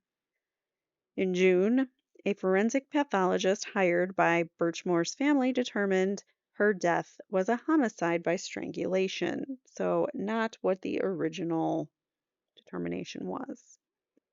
In August, federal prosecutors charged Matthew Farwell with taking the life of Sandra Birchmore to cover up a intimate relationship that began when she was underage and resulted in her pregnancy. And he took her life the day before he had with his he took Sandra's life and his unborn baby's life the day before he goes to the hospital where his wife has their third child. He delivers the third baby after he just took Sandra's life and her baby too. When it became clear to Mr. Farwell that he could no longer control Sandra Birchmore, he allegedly silenced her permanently, said Joshua Levy, acting U.S. Attorney for Massachusetts, shortly after Farwell's arrest. Farwell stands accused of staging her death to look like a self-deletion just hours before the officer's wife gave birth to their third child. Farwell has pleaded not guilty. A 45-page affidavit outlines damning evidence that Massachusetts State Police apparently overlooked, like a new stroller in Birchmore's apartment and an appointment for a newborn photo shoot, both indicating her excitement about her baby and planning for the future. Like, you don't take your life if you're planning for the future. And while MSP said they had not found texts between Birchmore and Farwell, the FBI found 32,709 texts between the two, as well as messages from Birchmore to her friends. About a week before her death, she texted one that Farwell had dropped up or had dropped by in an upbeat mood. He asked me if I'd give him a key and said that if I kept it a secret, he'll be around. Then he looked in my closet. Why have I don't know why I haven't figured that out. Days later, she was found hanging from that closet door handle. Piece of garbage. He is. All right, so Turtle Boy. Yeah, Turtle Boy. Before Reed's case reached national attention levels, it was a local curiosity, most obsessively covered by Carney, aka Turtle Boy. The moniker refers to a statue of a boy riding a turtle, which has become a lewd inside joke in his hometown of Worcester. I think it's actually called Turtle Boy, the statue. Um, Look it up. Yeah, it's interesting. It's like a boy riding a turtle, but riding, like, yeah. So as interest snowballed, Turtle Boy cranked out more than 400 installments of his Canton cover-up serial and hundreds of live YouTube shows, earning him as much as $50,000 a month. As off the wall as Turtle Boy is with some of his reporting techniques, I said, if there's anybody that's going to get this out there, it would be him. He answers to nobody, John Silvera, Reed's friend of 30 years, told me. Some of his reporting techniques were indeed off the wall or flat out aggressive. He confronted McCabe at her daughter's lacrosse game to ask her about the house long to die in cold search. He was asked to leave. He appeared at a Canton government meeting where Chris Albert is on the board, holding a sign that said Chris Albert, KILL the man, in reference to the 1994 crash. When I believe in something, I don't just say, oh, here's the facts. I go out and hold protests, Carney told me. So that's what he began doing. If you believe Reed is innocent, Turtle Boy's in your face approach is catharsis in the face of brazen corruption. If you believe Reed is guilty, Turtle Boy is an abhorrent opportunist. I mean, that pretty much sums it up the way that he is portrayed in the media. Outside the Dedham courthouse in August before a Reed hearing, a woman in a blue Justice for JJ shirt tells me Turtle Boy is a despicable human being because of what he has done.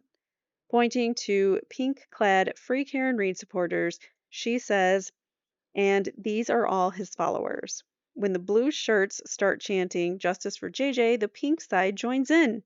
A woman in pink peace sign earrings tells me they don't understand that we want justice for JJ too. 6 months into his coverage, Carney was arrested and charged with witness intimidation before the Commonwealth served him a second helping of charges. Again, with the second helping of charges. Carney's served 60 days in jail after his bail was revoked because of an assault charge, a bogus assault charge made up simply just to put him in jail. And there was collusion between the woman who claimed it and Brian Tully, MSP trooper, and Ken Mello, the prosecuting attorney in Carney's case. So all three of them were in cahoots to lock Carney up.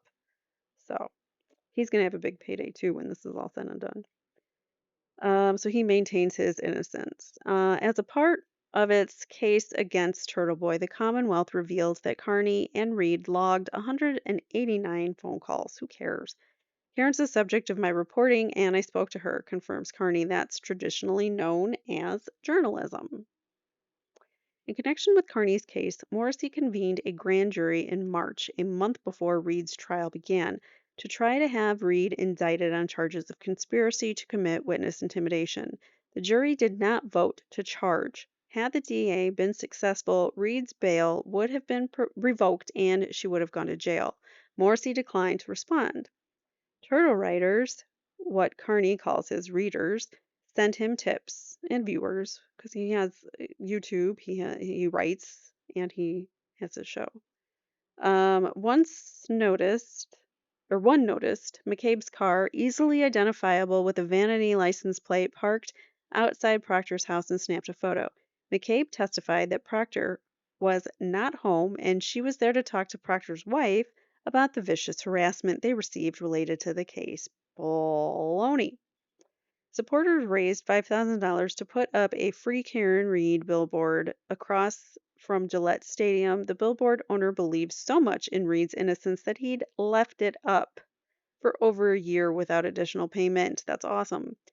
In August 2023, Morrissey, whose office is in Canton, issued a video statement. The DA condemned the harassment of the families involved in the case and declared that Proctor has no close personal relationship with any of the parties involved in the investigation. He dismissed the defense's claims as a false narrative and conspiracy theories that are completely contrary to the evidence and desperate attempt to reassign guilt. Never have I seen such unethical conduct from a prosecutor, Yannetti said in court, arguing for Canoni to disqualify Morrissey's office from the case. She rejected the motion. Of course she did. Reed housed Yannetti, Jackson, Little, and herself in the same hotel throughout the trial so they could maximize preparation time. She paid $1.2 million leading up to and during the 9-week court proceedings between bails, accommodating, feeding, and transporting 3 lawyers, and hiring private investigators and experts. For that, she used her savings, about $500,000 from her since depleted legal fund, and $400,000 donated by friends and family. She now has more than $5 million in deferred legal bills and a second trial looming. The first one was trial on a budget, according to Reed. Since she couldn't afford to fly out support staff from Jackson and Little's firm, Reed became the support staff herself. She negotiated rates with 2 Uber drivers to shuttle the team to and from court. Reed is aware her team has been photographed exiting discounted SUVs and surrounded by volunteer security and dining out, the bill often picked up by friends or family members. As for criticism that her team occasionally enjoys upscale restaurants, she says, "You try feeding Alan Jackson McDonald's." Yeah, I wouldn't. We don't typically work that closely with clients, says Little, who became partner during trial due to her long hours. But in this case, we needed every hand on deck. Lock this whack job up. About 10 months after O'Keefe's death, the Office of the U.S. Attorney for Massachusetts impaneled a federal grand jury as part of an investigation into an unspecified federal crime related to Norfolk County's handling of Reed's case. The impetus is unknown. Levy will not comment on active investigations, and nearly 2 years into the probe, his team has not yet reached a conclusion. And we are all waiting. And one day it's just going to be like, and we're announcing we've arrested everybody, and we're going to be like, yay. And it'll be all said and done like that. And then we probably won't hear a whole lot after that. Because federal cases we don't hear about. They don't have video, and we won't be given transcripts and things like that. So they're not public. Anyways, all right, so the impetus is unknown, blah, blah, blah, blah, blah. When the FBI steps in, that usually is an indication that they are in possession of some information that is extremely damaging to the law enforcement agencies involved, says Tom Nolan, a 27-year Boston police officer turned criminal justice professor at Emmanuel College who is not involved in Reed's case. Last year, the Alberts, McCabe's, and other witnesses were subpoenaed to testify before the federal grand jury, according to state proceedings. It is incredibly logistically complicated to pursue a federal investigation into an active state homicide investigation, in part because 2 agencies are interviewing the same witnesses simultaneously. Zachary Haffer, a former federal prosecutor and Cooley LLP partner, tells me, I can't think of a time in my 14 years in the U.S. Attorney's Office where that happened. Presumably, it's some type of federal obstruction or witness tampering investigation, a cover up of some sort. Well, we know there's a cover up. We know that. Witness tampering, evidence tampering, all sorts of tampering was going on. So, some sort of cover up for sure. In these types of cases, it is common for prosecutors to grant certain witnesses immunity to help them determine what happened and whether there is a provable federal crime. The U.S. Attorney's Office has always prioritized the prosecution of law enforcement misconduct, says Haffer, pointing out that making false statements to a federal agent is a felony carrying a 5-year sentence. So even if an individual wasn't guilty of the underlying offense here, homicide, lying about it after the fact, federal investigators is another potential charge. So just the fact that they lied about their whereabouts and the events of that night, if they lied about any of that to law enforcement, they could be charged with some kind of cover up um, crime. All right, so shortly before the trial began, the feds provided more than 3,000 pages of findings to the defense and prosecution, including Proctor's texts about Reed, a sampling. She's a babe, weird Fall River accent, though no ass. She's got a leaky balloon knot, leaks poo. I mean, this guy, what is he, 10 years old? Waiting to lock this whack job up. Hopefully, she takes her own life. The federal investigation found that Brian Albert destroyed his cell phone the day before receiving a protection order to preserve it and its contents. Brian Albert and Brian Higgins did the same thing. Albert said the timing was a coincidence, sure, and he was due for an upgrade. Also, that on January 30th, Higgins, the ATF agent who'd been at the Alberts, asked another federal agent for advice on extracting phone data. Months later, he drove to a military base to dispose of his destroyed phone and SIM card. Okay? He destroys both the phone and the SIM card in a military base. Why are you throwing it away in a military base? Higgins testified that the target of a different investigation had come or had found his contact information. Um, this reminds me, Turtle Boy also did a video on, because remember Brian Higgins just kept saying like, oh, it's just a cut through. It's just a cut through this military base as to his route home or something. It's just a cut through. Well, Turtle Boy he went to this military base and was asking about this cut through and does anybody have access to it? And, you have to have military base access. You can't just be a federal agent of the ATF and show up. So I don't think that he even has access to this base, but um, supposedly you need access. It is a closed off base. You need to be visiting someone or you need to be active military to be going on the base. So Higgins, I think this is a lie about him going and throwing it away on the base, or if he was there, fine. But his lie about cutting through was not, that was not true.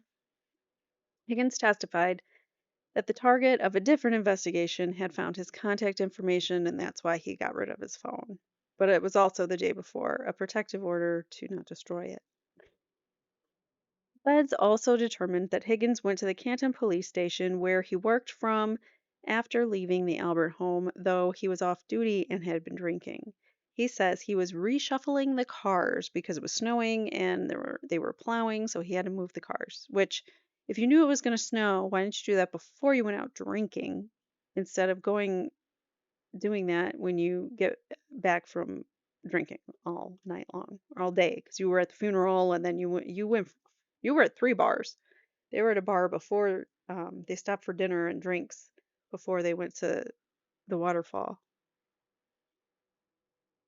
Um, Where was I? I forgot. Okay. The feds also determined that Higgins went to the Canton police station. He was reshuffling the cars.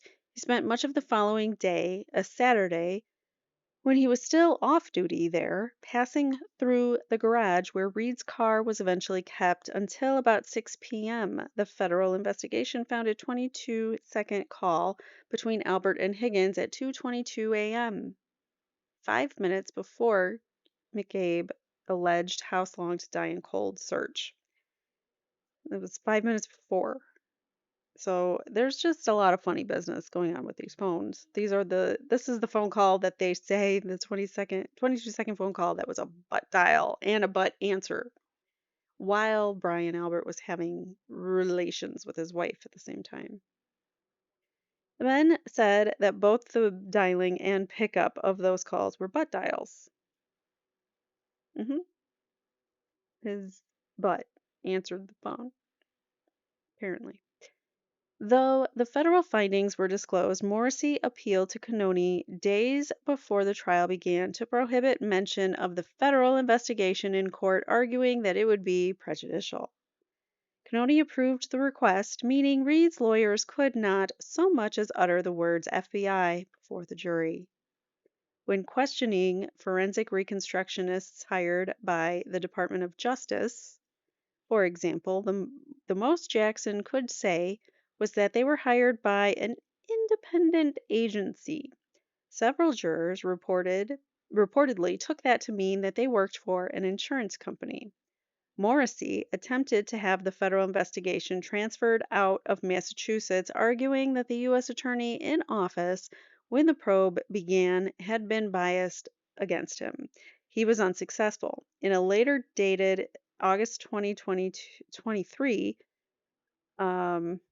the U.S. Attorney's Office told Morrissey that Levy has a very different opinion of the circumstances in the case than as presented in Mr. Morrissey's letter, and that the U.S. government believes it is essential to continue their investigation given the information of which they are aware. Levy's office could not or would not confirm or deny the investigation to Vanity Fair. A Bargain with God. The Dedham Courthouse is a 19th century Greek Revival building that was the setting for the New York Times, what New York Times described as one of the blackest pages in the American national story. In 1921, Italian Americans Nicola Sacco and Bart- Bartolomeo Vanzetti, I don't know how to say that, um, were wrongly convicted of robbery and homicide before being executed in 1927, in spite of international protests and overwhelming evidence of their innocence. 50 years after their deaths, Massachusetts Governor Michael Dukakis absolved them, declaring any stigma and disgrace should be forever removed from the names. Reed faces her fate in the same building. The wildest moment during an already wild trial involved security video from inside the Canton PD garage during the crucial time between Reed's SUV arriving and the taillight being found at Fairview. With Massachusetts State Police Sergeant Uri Buchanan, Proctor's supervisor, on the stand, the Commonwealth played video appearing to show that no one in the station went near the taillight in contention, the right one. The video showed the person Buchanan ID'd as Proctor behind the left taillight, though Reed and her lawyers say they hadn't seen the video beforehand and it hadn't been entered during discovery. But they realized during testimony that the spelling of police on the cruiser also parked in the garage was in reverse, meaning that it looked like the right tail light was actually the left, meaning reversed. Timestamp was not inverted, which Jackson says means somebody had to put that on the inverted video. They had to take the timestamp and invert it back. So, yeah, they manipulated and altered the video on purpose, he says.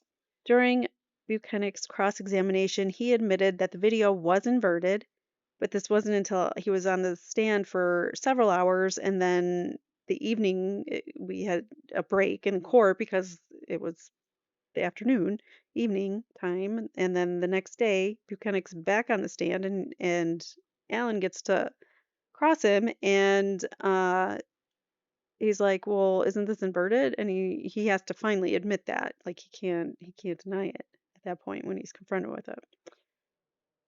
Where was I? So during Buchanan's cross-examination, he admitted that the video was inverted, meaning that the person Buchanan previously testified was Proctor had actually been behind the right taillight. The taillight in question, the taillight that's broken, that taillight. I'm like, "Are you kidding me right now?" One of the jurors tells Vanity Fair. That was like, "Holy shit, they did this on purpose. This wasn't just an accident where they didn't know it was inverted. I couldn't believe that a Massachusetts State Police sergeant was defending this in open court." Buchanan testified that he did not know how the video came to be inverted. hmm At certain points in the trial, Reed's team believed three specific jurors displayed visible disgust at certain prosecution side actions, such as Proctor's offensive texts about Reed. The day of closing arguments, according to Carney, one of those jurors was dismissed after a Massachusetts state police officer who had been on one of the text chains with Proctor and who was in charge of the jury accused a juror of speaking about the trial at a bar weeks earlier. That officer did not respond to questions. In Massachusetts, alternate jurors are selected at the end of trial, not at the beginning. So, of the 14 potential jurors, 2 were removed after closing arguments. On the same day, the clerk magistrate pulled 2 tiles from a rotating box, bingo style. The magistrate did not show the numbers, but said they belonged to the other 2 potentially sympathetic jurors, the ones that were pro Karen Reed, the ones that were getting visibly upset when they were reading or when they were hearing Proctor reading the text messages about she's a whack job, you know what. They were getting visibly upset and disgusted by things that the law enforcement was doing to Karen, and those jurors got booted right before deliberations. The chances of that happening are next to nil, says Jackson, referring to all 3 seemingly sympathetic jurors being removed from the deliberating pool. Also, the day of closing arguments, Albert and McCabe appeared in the courtroom's small gallery directly facing the jurors. One juror says he or she felt intimidated by their presence, calling it completely and utterly inappropriate. They were substantial focal points of the trial. I can't believe they were allowed in to stare the jury down. A spokesperson for Brian Albert says that the O'Keefe family asked his client to attend, meaning the O'Keefes are showing their support for the lying sacks of crap that actually took his brother's life. Reed, her lawyers, and her family spent 5 days on verdict watch in a church rectory near the courthouse. Reed was called back into court on day 2 for what turned out to be a question, but thinking it might be the verdict, she realized how unprepared she was. Could I be in a jail cell in 20 minutes? My first thought is I need to use a bathroom because I don't know when I'm going to have a private bathroom again. I couldn't find my brother. I'm like, what if I can't hug Nathan? She says. At the end of the day, when the judge dismissed everyone, Reed broke down. Her head hurt so badly that she wondered if she had even been breathing. Yikes. Then she began bargaining with God. I'll take a mistrial. You can keep me in limbo for 10 more years. Just please let me go home tonight, she says. On July 1st, Canoni read the jury's note out loud, which stated that they were at an impasse. In the very next breath, Canoni declared a mistrial. It was over, like a guillotine dropped, Jackson said, adding that Reed's legal team was given no information before that. Some wondered why her defense team didn't object. The judge has one primary responsibility in the trial, and that is to charge the jury correctly, says Jackson. When the jury comes back and says, we're at an impasse, you have an additional responsibility to say, an impasse on what? There's 3 counts here. That's Cannoni's responsibility. Within days, Reed's lawyers heard about 5 jurors who were disturbed by the outcome, 4 of whom contacted the defense directly. The jurors stated that the jury had agreed unanimously to acquit Reed on the homicide and leaving the scene charges. Sorry, leaving the scene charge. It was the manslaughter charge that the group was split on. In an interview with Turtle Boy, a 6th juror alleged that 2 jurors wanted to contact Cannoni during deliberations, alerting her that they were unanimous on counts 1 and 3. That juror claimed the foreman, the only person who can contact the judge and who is selected by the judge, said that they needed to be unanimous on all counts. And he's wrong. He's absolutely wrong on that. We believe that he knew what he was talking about, the juror told Carney in an interview. I don't know if it would have changed things if we had, yeah, it absolutely would have changed things if you would have asked the question about consensus on 2 of the counts. In an August hearing, Reed's appellate attorney, Martin Weinberg, implored Cannoni to bring the jurors back and poll them on their votes on the 2 disputed charges, arguing that trying Reed again for second-degree homicide would constitute double jeopardy. After Cannoni denied the motion, Reed and her attorneys took the appeal to the Supreme Judicial Court. A hearing is scheduled for November 6th. The trial court had a clear path to avoid an erroneous mistrial, read the ACLUM's amicus brief. Simply ask the jurors to confirm whether a verdict had been reached on any count. Daniel McFadden, ACLUM's a managing attorney, said the organization filed this brief to highlight serious constitutional concerns about the trial court's process. A position of power. One of Reed's few breaking points occurred when Jackson was arguing with the judge over the verdict slip, which offered jurors 3 guilty options versus 1 not guilty option. Cannoni said that is how all verdict slips look in Massachusetts, noting that Yannetti had certainly seen them. Yannetti said he actually hadn't. I disagree with you, Cannoni replied. When Reed smirked at what she viewed as another slight by Cannoni, Cannoni scolded her. This is funny, Ms. Reed. Scolding made headlines with photos of Reed's smile underneath, but without full context. She also has a recurring nightmare that O'Keefe survived whatever happened to him on January 29th, but can't recall what that was.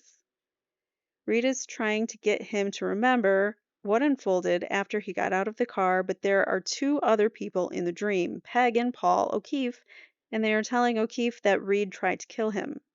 The dream haunts her as much as the reality that O'Keefe's family, who did not really know the McCabe's and Alberts before O'Keefe's death, has sided with the Canton families. So they weren't even friends before. I know Paul O'Keefe knew Carrie, but the McCabe's and the Alberts they weren't friends with until the trial. So they just invite them to sit with them at the trial. They're not even friends. Like what? Reed brings up the quote, "It's easier to fool someone than convince them they've been fooled." Reed believes this captures the O'Keefes. She says Peg never fully embraced her when O'Keefe was alive, perhaps because of the difficulty of seeing another woman help raise her daughter's children. Reed thinks back to the morning of January 29th when Peg seemed to blame her immediately. But the O'Keefes did not seem to hold it against Albert that he never emerged from the house as emergency workers tried to save their son. That didn't bother you in any way, but in an instant you believe that I somehow flipped out and committed my first crime, Reed says to me, to the author. And here she begins a blow-by-blow rebuttal to the O'Keefe's family's criticism. So Paul and Peg, if you think I took John's life, that means you misjudged me for 2 years and entrusted 2 young family members in my care. Then, in the blink of an eye, you now think I'm a cold-blooded KILLer who took away your son.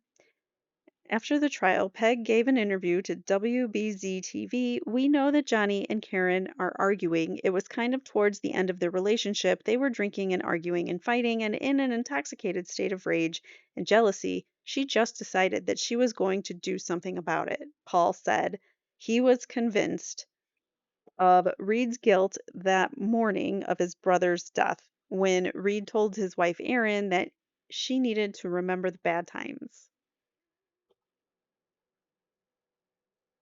Reed confirms she said that. That was my processing, me trying to think of reasons not to mourn or miss John. I'm capable of meeting other people. What do you think? I don't want anybody else to have him. He's got he's got to be dead. I can't handle this fight we just had, she says, firing off her rebuttals as though her antagonists are in the home with us. And then I'm going to take his life on the front lawn of the most powerful guy in town, who's an acting police officer.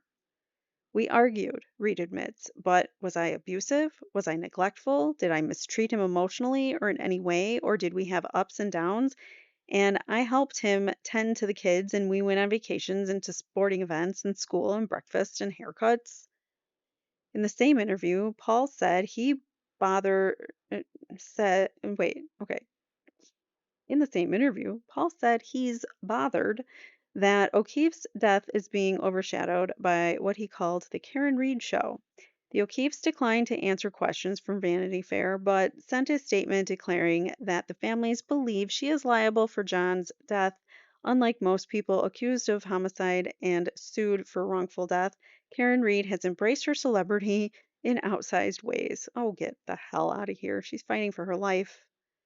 After noting her media appearances and the fact that she did not testify at her first trial, the statement concluded thus. This intensive media campaign to influence potential jurors compounds the O'Keefe family's terrible loss while delaying and denying her accountability. Where's the accountability for the people in that house?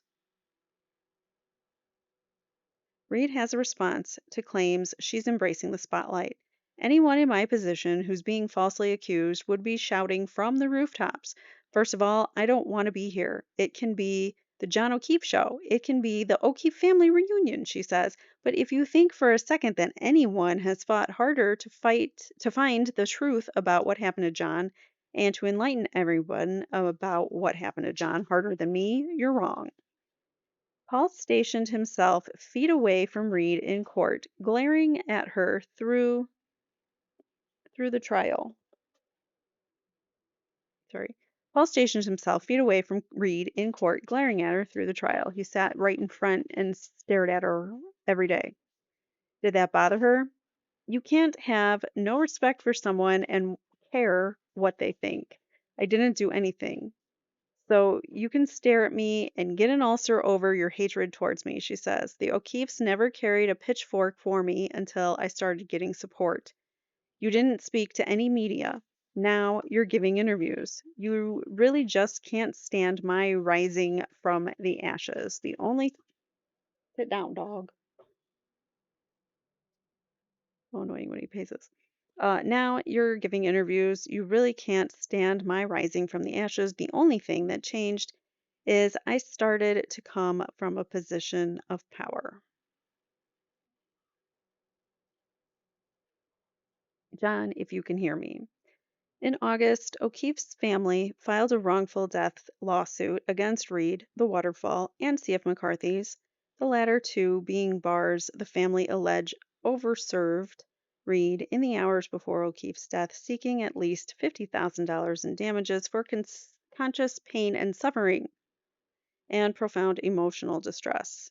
The Waterfall and C.F. McCarthy's have denied the allegations. Reed denies that she was overserved. Every witness at the trial testified to Reed not appearing drunk and has sought to delay the civil suit until after her criminal trial. They would have done this years ago if this was about John, she said. Only when I walked out of the courthouse a free woman did they seemingly put the wheels in motion to sue me. It's true. And when they were walking out of the courtroom for the last time, Paul was staring her down and saying, I'm not done with you. So, what Does that's a threat. That's intimidating. O'Keefe's father is the family member whose coldness hurts most. Reed and John Sr. used to go to Sunday Mass together, then take Patrick to breakfast. She shows me a Christmas card he gave her a month before O'Keefe's death. Dear Karen, my mother always told me if you want to tell somebody how you feel, do it in a letter. So here goes. I finally figured out who you are. You are an angel sent from heaven, and thank you so much for all you do. You are the best of the best. Love forever, Papa. Angel and heaven appear in parentheses in the card. I don't think he wants any of this fighting and this war, says Reed. Nevertheless, we're at war. She wakes up some mornings to iPhone memories showing her past life with the kids. The images used to hurt. Now, they just make her mad. They've been exploited and brought into a trial they had no business being in, Reed says.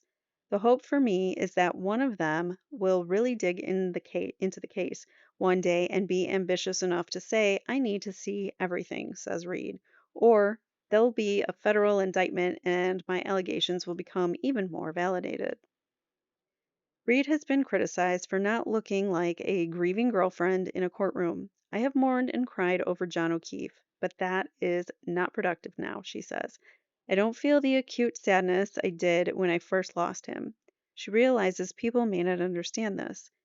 If that sounds callous, I'm not going to apologize. We weren't married. The public is now hearing a lot for the first time, but they have to realize I've gone through the stages of grief. I've reached the point that, John, if you can hear me, I've done everything I can. I don't think your family can be saved. They want to see me incarcerated for the rest of my life, despite never seeing evidence while you were alive that I mistreated you. We were dating for 2 years, and I've since eclipsed those 2 years. I'm going on 3, and I've got to save myself now. On another of my evenings with Reed, she and I join her parents, Bill and Janet, her brother Nathan, and his friend Adam for dinner at one of the family's favorite Providence restaurants, El Forno. Bill is, earn- Bill is earnest, analytical, and plainly anguished. He grew up in government housing and worked hard to give his family a good life. I've never had to worry about police. Now I look with a very skeptical eye on everything, he tells me. They were layers there were layers of accountability that should have remedied anything corrupt, he tells me. His daughter is just collateral damage. It sounds heartless, but it's true.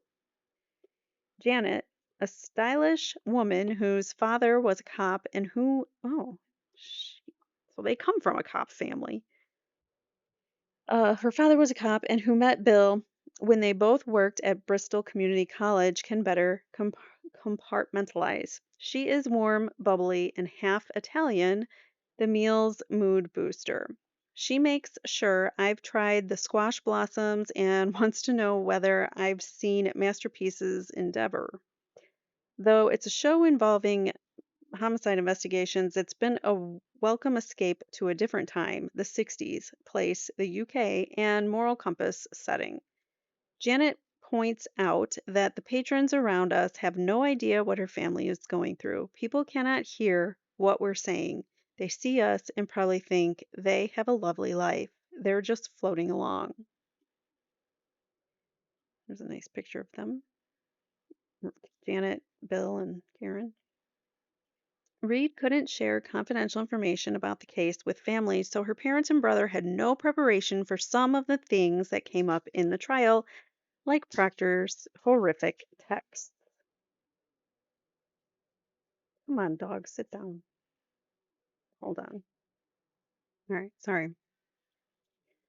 It's not easy, says Janet. I knew Karen was going to give me a look if I made even a breather of a sound, but I was frustrated. Bill says he appreciated that Canoni made Proctor read the entirety of his profane texts about Reed rather than let him censor himself to jurors. When she forced him on that see you next Tuesday word, I wanted to go up and shake her hand, he said. It needs to end, Bill tells me as dessert arrives, and it needs to end in a manner that puts some of these people behind bars. But Dad, if someone came up to you right now and said they're dropping the charges, there'll be no further indictments, you will never set foot in another courtroom again, you'd go to sleep with a smile on your face, says Reed. We don't need anybody to be indicted. We'd love it, but we don't need it, he agrees. Just be free of my family. Reed has been criticized for smiling and waving to her supporters, a jarringly dissonant display. But she has no apologies. I implore any critic to get out of a car in the middle of a waking nightmare, see 200 people wearing your favorite color, telling you to keep your head up, to keep your spine strong, and you don't crack a smile. It has it has been a lot worse. I've been frog marched into court with shackles on my feet, in clothes that I slept in a jail cell the night before, in front of cameras to all negative headlines, and the only people in court were my parents and my brother. I can't not smile. I just feel God's presence. Reed saw a Daily Mail headline calling her America's happiest defendant. If I looked happy, did it cross your mind that I have a free conscience because I didn't do it? If being innocent and enjoying the support and refusing to be down day after day, month after month, year after year makes me America's happiest defendant, then I'm America's happiest defendant. She agrees. On my final night with her, Reed plays DJ on Spotify and tells us about the temperature controlled storage unit she's been paying for to house the carpeting torn out from the Alberts home after they sold it last year. She hopes that one day she'll have the money to swab it for blood and DNA. The Olympics are on TV, but nobody's paying attention. Did you buy that TV in 1992? Jokes the security guard. Actually, John hung this, so I got it in early 2020. He was very good about doing projects and he was handy, says Reed. I ask if she gets sentimental about things that he brought or did in the house. I was at the beginning, Reed says, but when a significant other dies, he's gone and there's no choice. You've got to pick up and move on. A friend recently asked Reed if she's dated since O'Keefe died. I've had a couple connections, but I haven't been in a relationship, she told the friend, who expressed surprise, which annoyed her. I didn't do anything wrong. Reed's feelings for O'Keefe have become more complicated the longer her legal saga stretches on. She was heartbroken, but now feels trapped in a wretched afterlife of their relationship. I feel that everything in the 2 years I dated John was a precursor to this horrible decision of us to go out drinking and for John to think he was welcome with these people who never really acted welcoming to him before, she tells me by phone. Each witness I see come each witness I see come into court, each cop, each Albert, the girls from Aruba, Sullivan twins or Sullivan sisters. It's like this all came into my life by way of John. Everyone was a drinking buddy and everyone testified as much. Alcohol's at the epicenter of this, and it was in my relationship with him. In hindsight, everything was just a precursor to this fateful, tragic night in his life, and to a much lesser degree mine. Reed does not drink as much as she did with O'Keefe, and was initially reluctant to order the occasional alcoholic beverage at a restaurant, worried that people would judge her. She has since stopped caring what strangers think. You're allowed a cocktail if you're being framed for a homicide. I agree. Each morning, she Googles herself. She clicks on the news tabs, sorts to the articles by date, and reads the most recent headlines to see if there have been breaking reports overnight. Then she heads to mass.gov to see if new filings have been added to the docket. But she is prisoner to her iPhone. Humor has bent to circumstance. When I drive Reed to lunch, she brings up a toast her brother made at his wedding, saying he didn't know how he'd ever repay her for the support she gave him during a previous breakup. Little did he know he'd get to drive me to my criminal trial, she cracks. At one point in our visit, the security guard asks Reed whether she's ever worked as a or with a therapist. No, never. That's what you guys are here for, she laughs. Can they make me not look out the window constantly to make sure the police aren't there? Yeah, I mean, I'd be afraid too that they'd be coming to get me any minute. It would be terrifying. If it happens once, you would think, it could happen anytime. After Reed's mistrial, Canton Police and Massachusetts State Police disciplined some officers. Proctor was suspended without pay. Proctor's supervisor, Buchanan, lost 5 vacation days, and Kevin Albert was suspended for 3 days. Others have remained. Wait, he was suspended for 3 days, but I thought he was on. Kevin Albert, I thought was on like a paid suspension for a couple weeks, and then I guess they suspended him for 3 days. That was his other suspension. I don't know. I got because remember they came back and Chief Rafferty, the Canton Select Board said like whatever his punishment was going to be, it was going to be delivered by Chief Rafferty, and that was it. They didn't tell us what the punishment was, so maybe his actual punishment was a 3-day suspension. But before that, he was suspended with pay for several days or for a couple weeks, I think. I don't know. Others have remained untouched. Canton Lieutenant Paul Gallagher, a 30-year veteran who collected O'Keefe's blood evidence in solo cups and stored them in a Stop and Shop bag, made $322,000 last year and recently announced his retirement. And a lot of that was overtime pay, too. There are a lot of overtime scams going on in these police departments, and they really need to do something about it. Michael Link, one of the officers who neglected to interview the Alberts on the record or search their home, was promoted to lieutenant in August 2022. He made $247,000 last year and is still on active duty. When I visit the Canton police station on a Wednesday in July at 4:15 p.m., it is completely empty on the first and second floors. The dispatch center is dark. The lounge is outfitted with armchairs and silver scales of justice resting on a table between. One side is tipped fully to the table.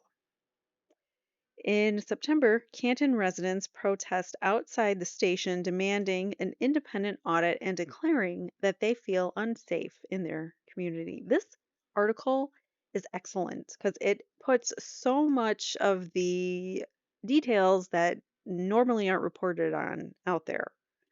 Like the stop and shop, well, no, that's usually out there, but like the way like how much these cops are being paid, the fact that the dispatch center is dark on a Wednesday early afternoon, like what's going on here? Or do the Canton cops work? It's a really good article. Was I in the middle of a sentence? No. Okay, sorry. Nolan, the BPD officer turned professor, predicts that Proctor's punishment is temporary. You can't get fired for incompetence as a police officer. Well, I don't think that's why he's where he's at right now. It's not for incompetence, it's for misconduct. He is backed by the Massachusetts State Police Union, which issued a statement saying it is disappointed by Proctor's suspension. Nolan points out the MSP union's own corruption history. In 2022, its former president was accused of running the organization as a criminal enterprise and sentenced to 30 months for racketeering, obstruction of justice, and tax crimes. In September, Governor Maura Healey announced new leadership for the MSP in Jeffrey Noble, who was a lieutenant colonel in the New Jersey State Police, the first time someone outside Massachusetts would run the organization in its nearly 160-year history. We still have yet to hear anything about Enrique. Um, yeah, it's been almost 2 months since he lost his life in the MSP training exercise, a boxing exercise with some of the worst um, traumas to his face that probably came from a real serious beating. It's just unfathomable that we still don't have an answer on that. Anyways, yeah, Jeffrey Noble took over MSP. Noble took office in October. He declined to answer any questions. Nolan says that's a baby step in correcting a 2,300 person organization so infamous for scandal that Martin Scorsese made a movie about it. The Potted. Love that movie. Lewison, the criminal defense attorney, thinks otherwise. The Reed case has caused such turmoil within the rank and file, I think it's likely that Proctor could end up being terminated. 100% I believe that she was framed, says the juror who spoke to Vanity Fair, citing the medical examiner's testimony and that the Commonwealth's accident reconstructionist failed to convince this person that a fatal vehicular collision occurred. I still can't wrap my head around the fact that this is possible within the Mass State Police and Norfolk County District Attorney's Office, the juror added. There's so many people involved in this that suppose, people you're supposed to be able to trust, the cops. You're supposed to be able to trust cops and judges and attorneys, prosecutors, but no, they're the bad guys in this story. Bill keeps a running count of the days the DOJ has been investigating his daughter's case, his only hope. Reed has a hard time believing the U.S. Attorney's Office would have committed so much time and resources if they were not building a case.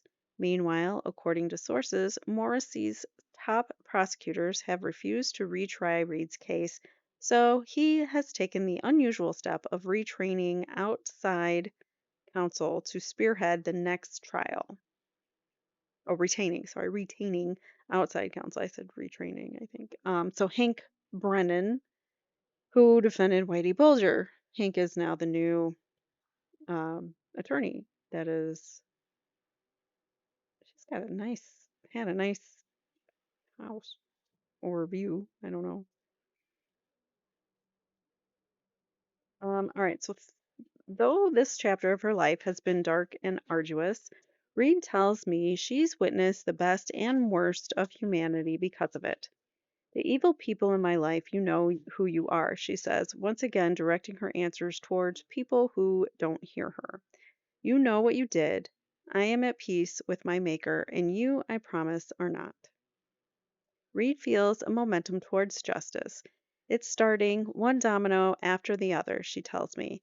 I just don't know how long the trail of dominoes is. Are there 10? Are there 100 more? I don't know how long it takes to get there, but I know there's a big explosion at the end. That was excellent, excellent, excellent article. All right, so wow, we have a lot of details and information that we didn't have before. And it's quite a good article for Karen because it's really telling the facts of the case here and not giving us the one-sided Commonwealth side. So that's excellent. All right, so we have a couple other things to get through. There were a couple breaking news comments that came up while I was in the middle of reading, so I'm glad I took a break because I was able to catch up. And so here earlier today, apparently, I guess Sean McDonough, Sean of the Golf, he had announced that Trooper Proctor has been terminated, but Christina Rex of WBZ TV, she says that social media reports of Trooper Proctor being terminated are not true. He is still under internal affairs investigation and suspended without pay. So whoever, I don't know who the original person was that said that, but Trooper Proctor is still not terminated, but he is suspended without pay and under investigation. All right, so let's get to first up the motion to stay. This was okay. So let's talk about the civil suit now, real quick. Paul O'Keefe and group at all, the entire group, have been suing Karen, C.F. McCarthy's, and Waterfall Bar and Grill. Basically, just after the mistrial, it was like Paul had this ready to go. So he came out with the civil suit, and then Karen and the bars both denied having anything to do with this, but obviously this is probably going to go to trial and or, somehow some kind of settlement or it'll be dropped. Let's see. So this is the memorandum of decision and order on defendant Karen Reed's motion to stay civil proceeding pending resolution of criminal trial and all the other people that are on here. The motion to stay. All right. So the estate and some of the surviving relatives of John J. O'Keefe III filed this action against C.F. McCarthy's Waterfall Bar and Grill and Karen Reed, alleging wrongful death and negligent and reckless infliction of emotional distress. For the reasons discussed below, the defendant's motion to stay the proceedings pending the resolution of the criminal trial against Karen are allowed in part and denied in part. So we'll get to that. We'll explain that in a second. Why is that not going away? I don't know. All right, so the background. The plaintiffs filed this action on August 26, 2024. Their complaint alleges the following facts. CNC Hospitality and GNS Hospitality own and operate C.F. McCarthy's restaurant in Canton, Massachusetts. Waterfall Bar and Grill owns and operates Waterfall Bar and Grill in Canton. Karen Reed was in a dating relationship with O'Keefe. On January 28, 2022, Reed arrived at C.F. McCarthy's around 8:51 p.m. Between 8:58 p.m. and 10:29 p.m., the restaurant served her 7 alcoholic drinks, which she drank. Reed, who showed signs of intoxication while at C.F. McCarthy's, left around 10:40 p.m. carrying an alcoholic beverage on out of the restaurant. Says who? This is I don't think that's fact, but okay. Reed and O'Keefe entered the Waterfall Bar and Grill around 10:54 p.m. Reed was carrying an alcoholic beverage from C.F. McCarthy's and showed signs of intoxication. Not one person has said that she showed any signs of intoxication. So where are they getting this from? Between 10:54 p.m. and 11:54 p.m., Waterfall Bar and Grill served Reed 1 shot and 1 mixed alcoholic beverage, which she drank. Reed and O'Keefe left Waterfall Bar and Grill around 12:10 a.m. on January 29th. The plaintiff's complaint alleges the following additional facts. Reed was under the influence of alcohol and unable to safely operate a motor vehicle. It was snowing and there was an impending blizzard.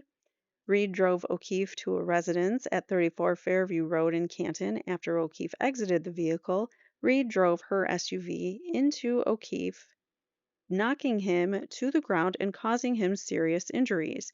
Reed then fled the scene and returned to O'Keefe's residence at 1 Meadows Avenue in Canton, leaving O'Keefe on the ground in the blizzard. O'Keefe died from his traumatic injuries and hypothermia at 7:50 a.m. That was 8 o'clock. On January 29th, Reed's blood was drawn that day and read 93, whatever that is, which extrapolates to a blood alcohol level between 0.13 and 0.29, which is a ridiculous variance. Counts 1 through 3 of the complaint allege wrongful death against C.F. McCarthy's Waterfall Bar and Grill and Reed, respectively, and counts 4 and 8 allege negligent, reckless, and intentional infliction of emotional distress. In connection with O'Keefe's death, Reed has been charged in Norfolk Superior Court with second-degree homicide, manslaughter while operating under the influence, and leaving the scene of an accident. Following a criminal trial that ended in a hung jury on July 1st, 2024, Reed is scheduled to be retried in Norfolk Superior Court on January 27th, 2025. In this civil case, Reed has not answered the complaint. Instead, she moved to stay the proceedings according to the tracking order. Discovery will not close until August 17th, 2026, and no trial date or pretrial conference date has been scheduled. The plaintiffs have noticed Reed's deposition for December 4th, 2024. So Reed wanted to, or they wanted to get Reed's deposition on the 4th of December. Discussion. Reed moves to stay this action on the ground that her Fifth Amendment privilege against self incrimination would be impacted if the wrongful death case proceeds while the criminal prosecution is ongoing. C.F. McCarthy's and Waterfall Bar and Grill also moved to stay this litigation to preserve the resources of the parties and witnesses and promote judicial economy. A stay of proceedings in a civil case pending the resolution of a parallel proceeding is addressed to the court's sound discretion. However, the court must give serious consideration to the reality that parallel civil and criminal proceedings significantly burden the Fifth Amendment privilege against self incrimination. Participation in the civil case poses the danger to the defendant of an increased likelihood of conviction at the criminal trial by self incrimination through exposure to cross examination. Despite the strategic dilemma posed by parallel proceedings, the refusal to stay a civil case pending the outcome of a criminal prosecution does not violate due process, even where the defendant's refusal to testify in the civil case creates an adverse inference against her. In deciding whether to enter a stay, the court must balance the competing interests at stake based on the particular facts of the case, the interest of the public and the parties in the timely and fair adjudication of a civil wrong, any prejudice to the civil litigants from a stay, and the potential harm to the defendant from being compelled to choose between defending herself in the civil action and protecting herself from criminal prosecution.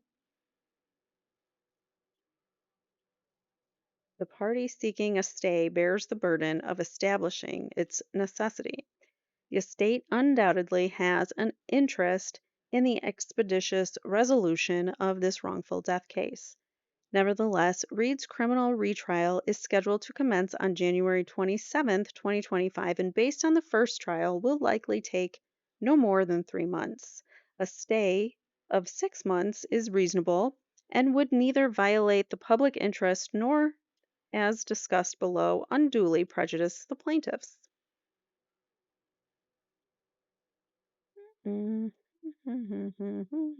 Where do I begin again? All right. So the plaintiffs claim prejudice from a stay due to. Oh no, my light just burnt out. Or it just turned off on its own. That was weird. I don't know. That was weird. All right. The plaintiffs claim prejudice from a stay due to the degradation of evidence. Specifically, they argue that restaurant employees and third party witnesses may experience fading memories or become uncooperative over time. Given the extensive investigation into O'Keefe's death and the completed first prosecution, the risk that evidence will be unpreserved and witness memories will fade does not appear to be substantial. The plaintiffs further contend that delay will be prejudicial because Reed's media campaign is poisoning the jury pool, citing her October 18th television interview with Dateline. Come on. Any influence on the jury pool from delay can be remedied by the usual procedures employed during impanelment to ensure that jurors remain impartial despite any prior knowledge to the case. So, yeah. There's nothing she's doing that's out of the ordinary here. Moreover, because this case is in its earliest stages and the criminal case is scheduled to go to retrial in 3 months, the court will not be inconvenienced by a brief stay, and any scheduling conflict with witnesses that might arise would presumably be resolved in favor of the criminal prosecution. Even with a brief stay, the plaintiff's wrongful death claim can be litigated within the established tracking order. CF McCarthy's and Waterfall Bar and Grill emphasized that their employees and the third party witnesses who testified at the first criminal trial may be subject to discovery in this trial while also having to testify in the criminal retrial. So you're burdening not just Karen, but the witnesses too.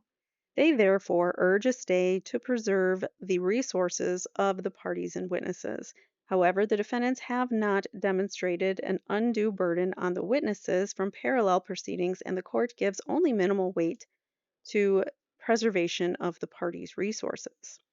The most important factor to be weighed is the potential impairment of Reed's Fifth Amendment privilege against self incrimination. The critical issues in both the civil action and the criminal prosecution are whether Reed was intoxicated and caused O'Keefe's death by hitting him with her motor vehicle. Although the restaurant's civil liability turns out whether they acted reasonably when serving alcoholic beverages to Reed prior to O'Keefe's death, their liability nonetheless depends on whether Reed hit O'Keefe with her vehicle, a critical issue in the criminal prosecution. Hello? Like, have we not been saying this from the beginning? This whole wrongful death suit only matters if Karen actually hit him with her car, and we know she didn't. So this is stupid. Period. Yeah. There is thus substantial overlap between the two cases implicating Reed's Fifth Amendment privilege. The plaintiffs argue that by actively participating in public discourse and potentially profiting from media engagement, Reed effectively foregoes any claim of Fifth Amendment protection, and her choice to speak out starkly contradicts any suggestion that she is concerned with self incrimination. As distasteful as Reed's media campaign may be to the plaintiffs, her statements to the media about the criminal case do not constitute a waiver of her right against self incrimination. Bam! In your face, Paul O'Keefe. Good. The O'Keefes really irritate me because they're so dead set on suing her. They don't even care that she's not guilty.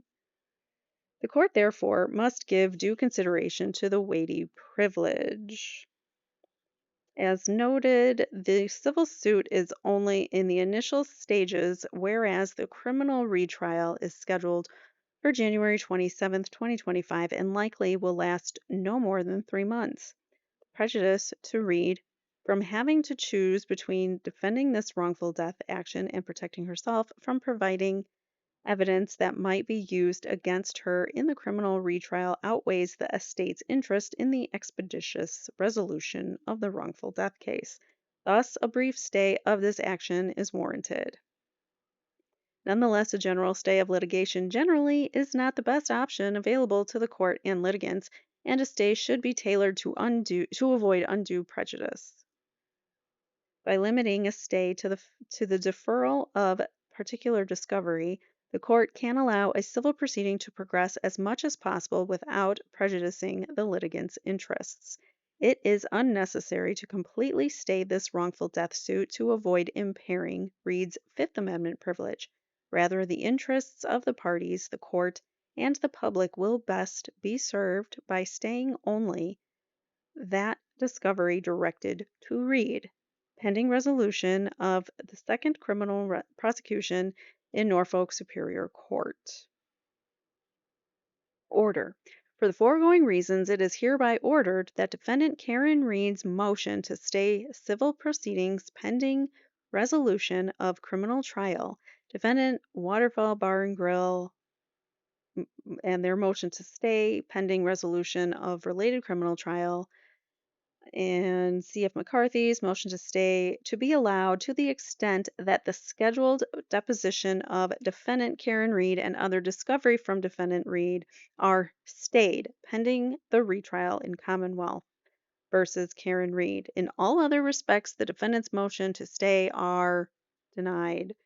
So I don't remember what else she wanted stayed, but at least in this particular this is a huge win for Karen because the case is still going forward, but they can't get any discovery from her or take her deposition right now until the trial's over. So this is a huge win for Karen.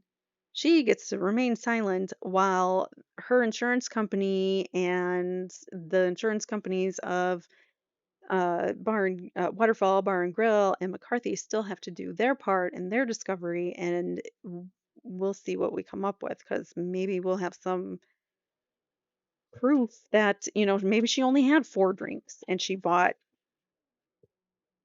4 shots for everybody else. I mean, maybe there's going to be some proof later on down the road that CF McCarthy's and Waterfall can give us about her level of intoxication. So that's a good thing that it's going to be at least the discovery portion of the civil suit regarding Karen is going to be stayed.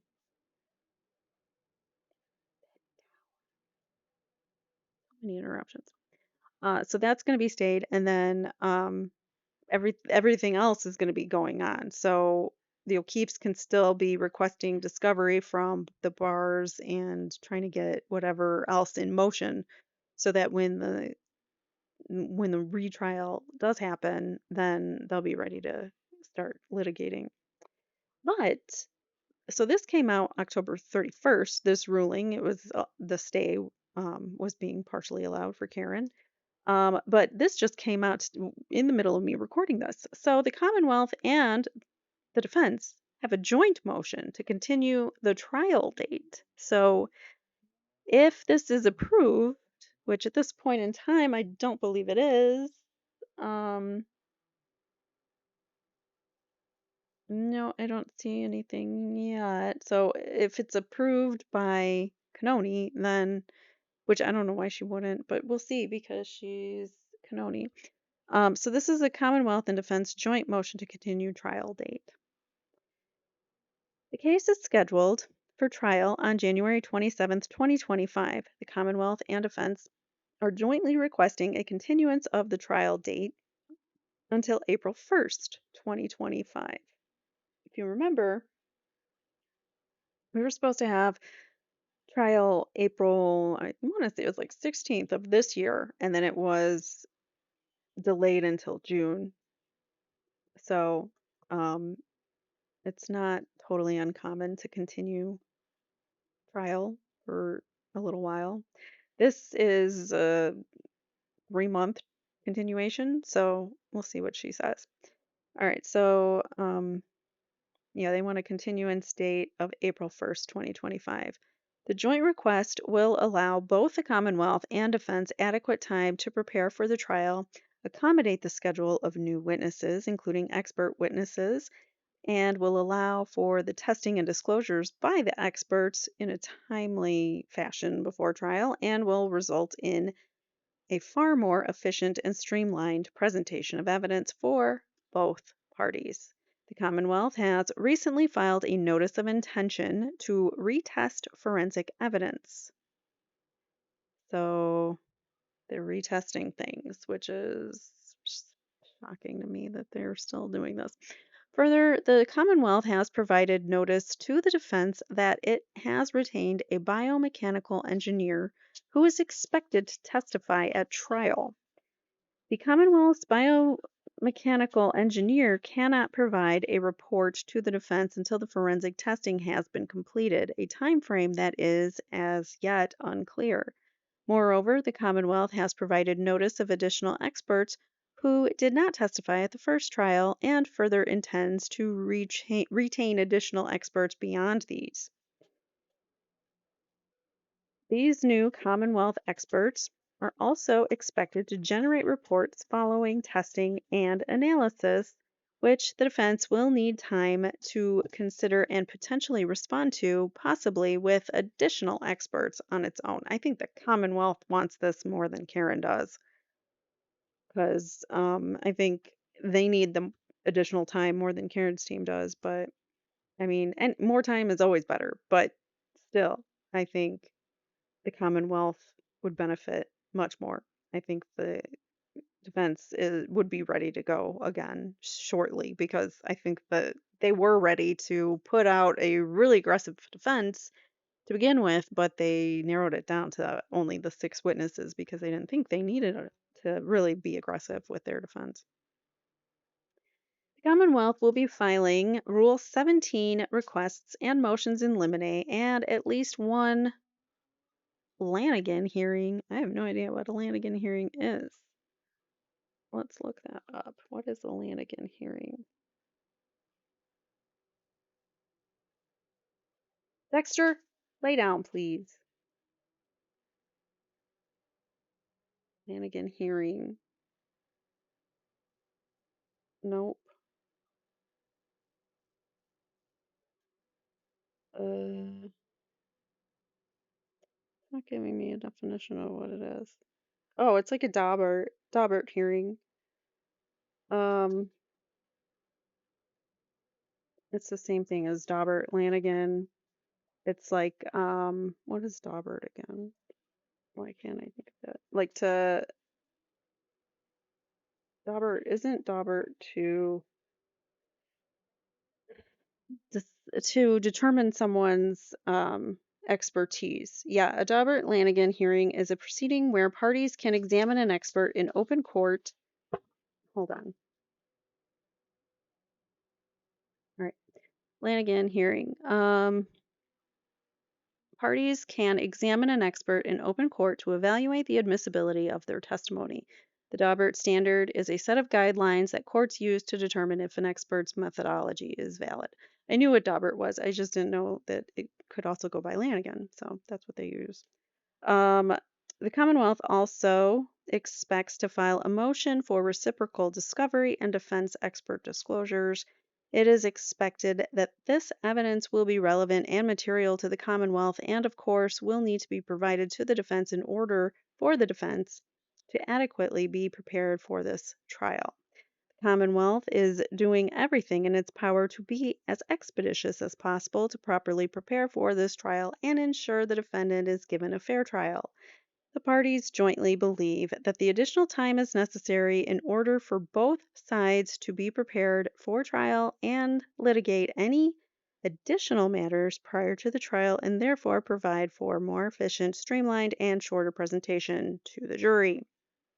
This was a joint motion from Hank Brennan, the special ADA that was assigned to this, and Alan Jackson and David Yannetti also signed that. So they are asking for a continuance of the trial to be moved to April 1st instead of January 27th, and they gave their reasons why. One more thing I was going to say before I don't have it ready. It was a Turtle Boy. He's been tweeting all day. It was a Turtle Boy text or tweet. Um, Something about the sorry, he was tweeting about a lot of stuff today. The whole no, where is it? Here. Okay. There is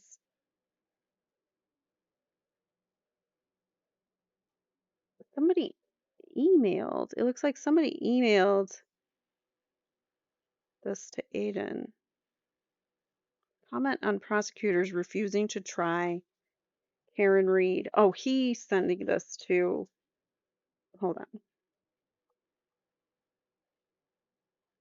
So the claim is that Michael Morrissey apparently tried to get all of his assistant DAs or all of his top DAs in the office, to or his attorneys in the office. He wanted to get them to take over this case because Lolly, sucked. So, but everybody refused to do so. So here, Aiden Turtleboy has submitted a media inquiry to Norfolk DA's office as to the reported news that all of Morrissey's prosecutors refused to retry Karen. So hopefully we get some answers here. This is from Aiden to Mr. Linton, whoever that is. He says, "My name is Aiden Carney, and I am a reporter for the Daily News. As we discussed on the phone, I am writing you for comment on the quote from a recent Vanity Fair article on the Karen Reed case, saying, meanwhile, according to sources, Morrissey's top prosecutors have refused to retry Reed's case, so he has taken the unusual step of retaining outside counsel to spearhead the next trial, Hank Brennan, who defeated Whitey Bulger. So, if this is true, then it would be a stunning admission that ADAs who get paid by the taxpayers to prosecute cases have all refused to do their job. It sounds like insubordination, and I have some questions about that. One, what were the stated reasons that all of the prosecutors in the DA's office refused to retry Reed? Were they ethically opposed to participating, or did they hope to avoid the same public humiliation Adam Lally was subjected to trying just such a hopeless case on national television?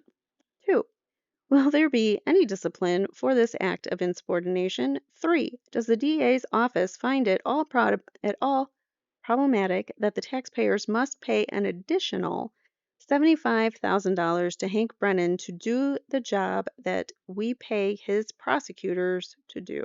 Thank you, Aiden Carney.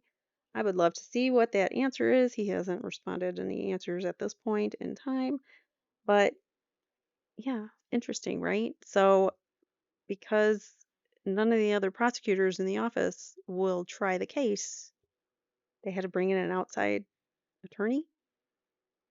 What does that mean? Like, does nobody want to try it? Do they all know it's a bad case and you can't win?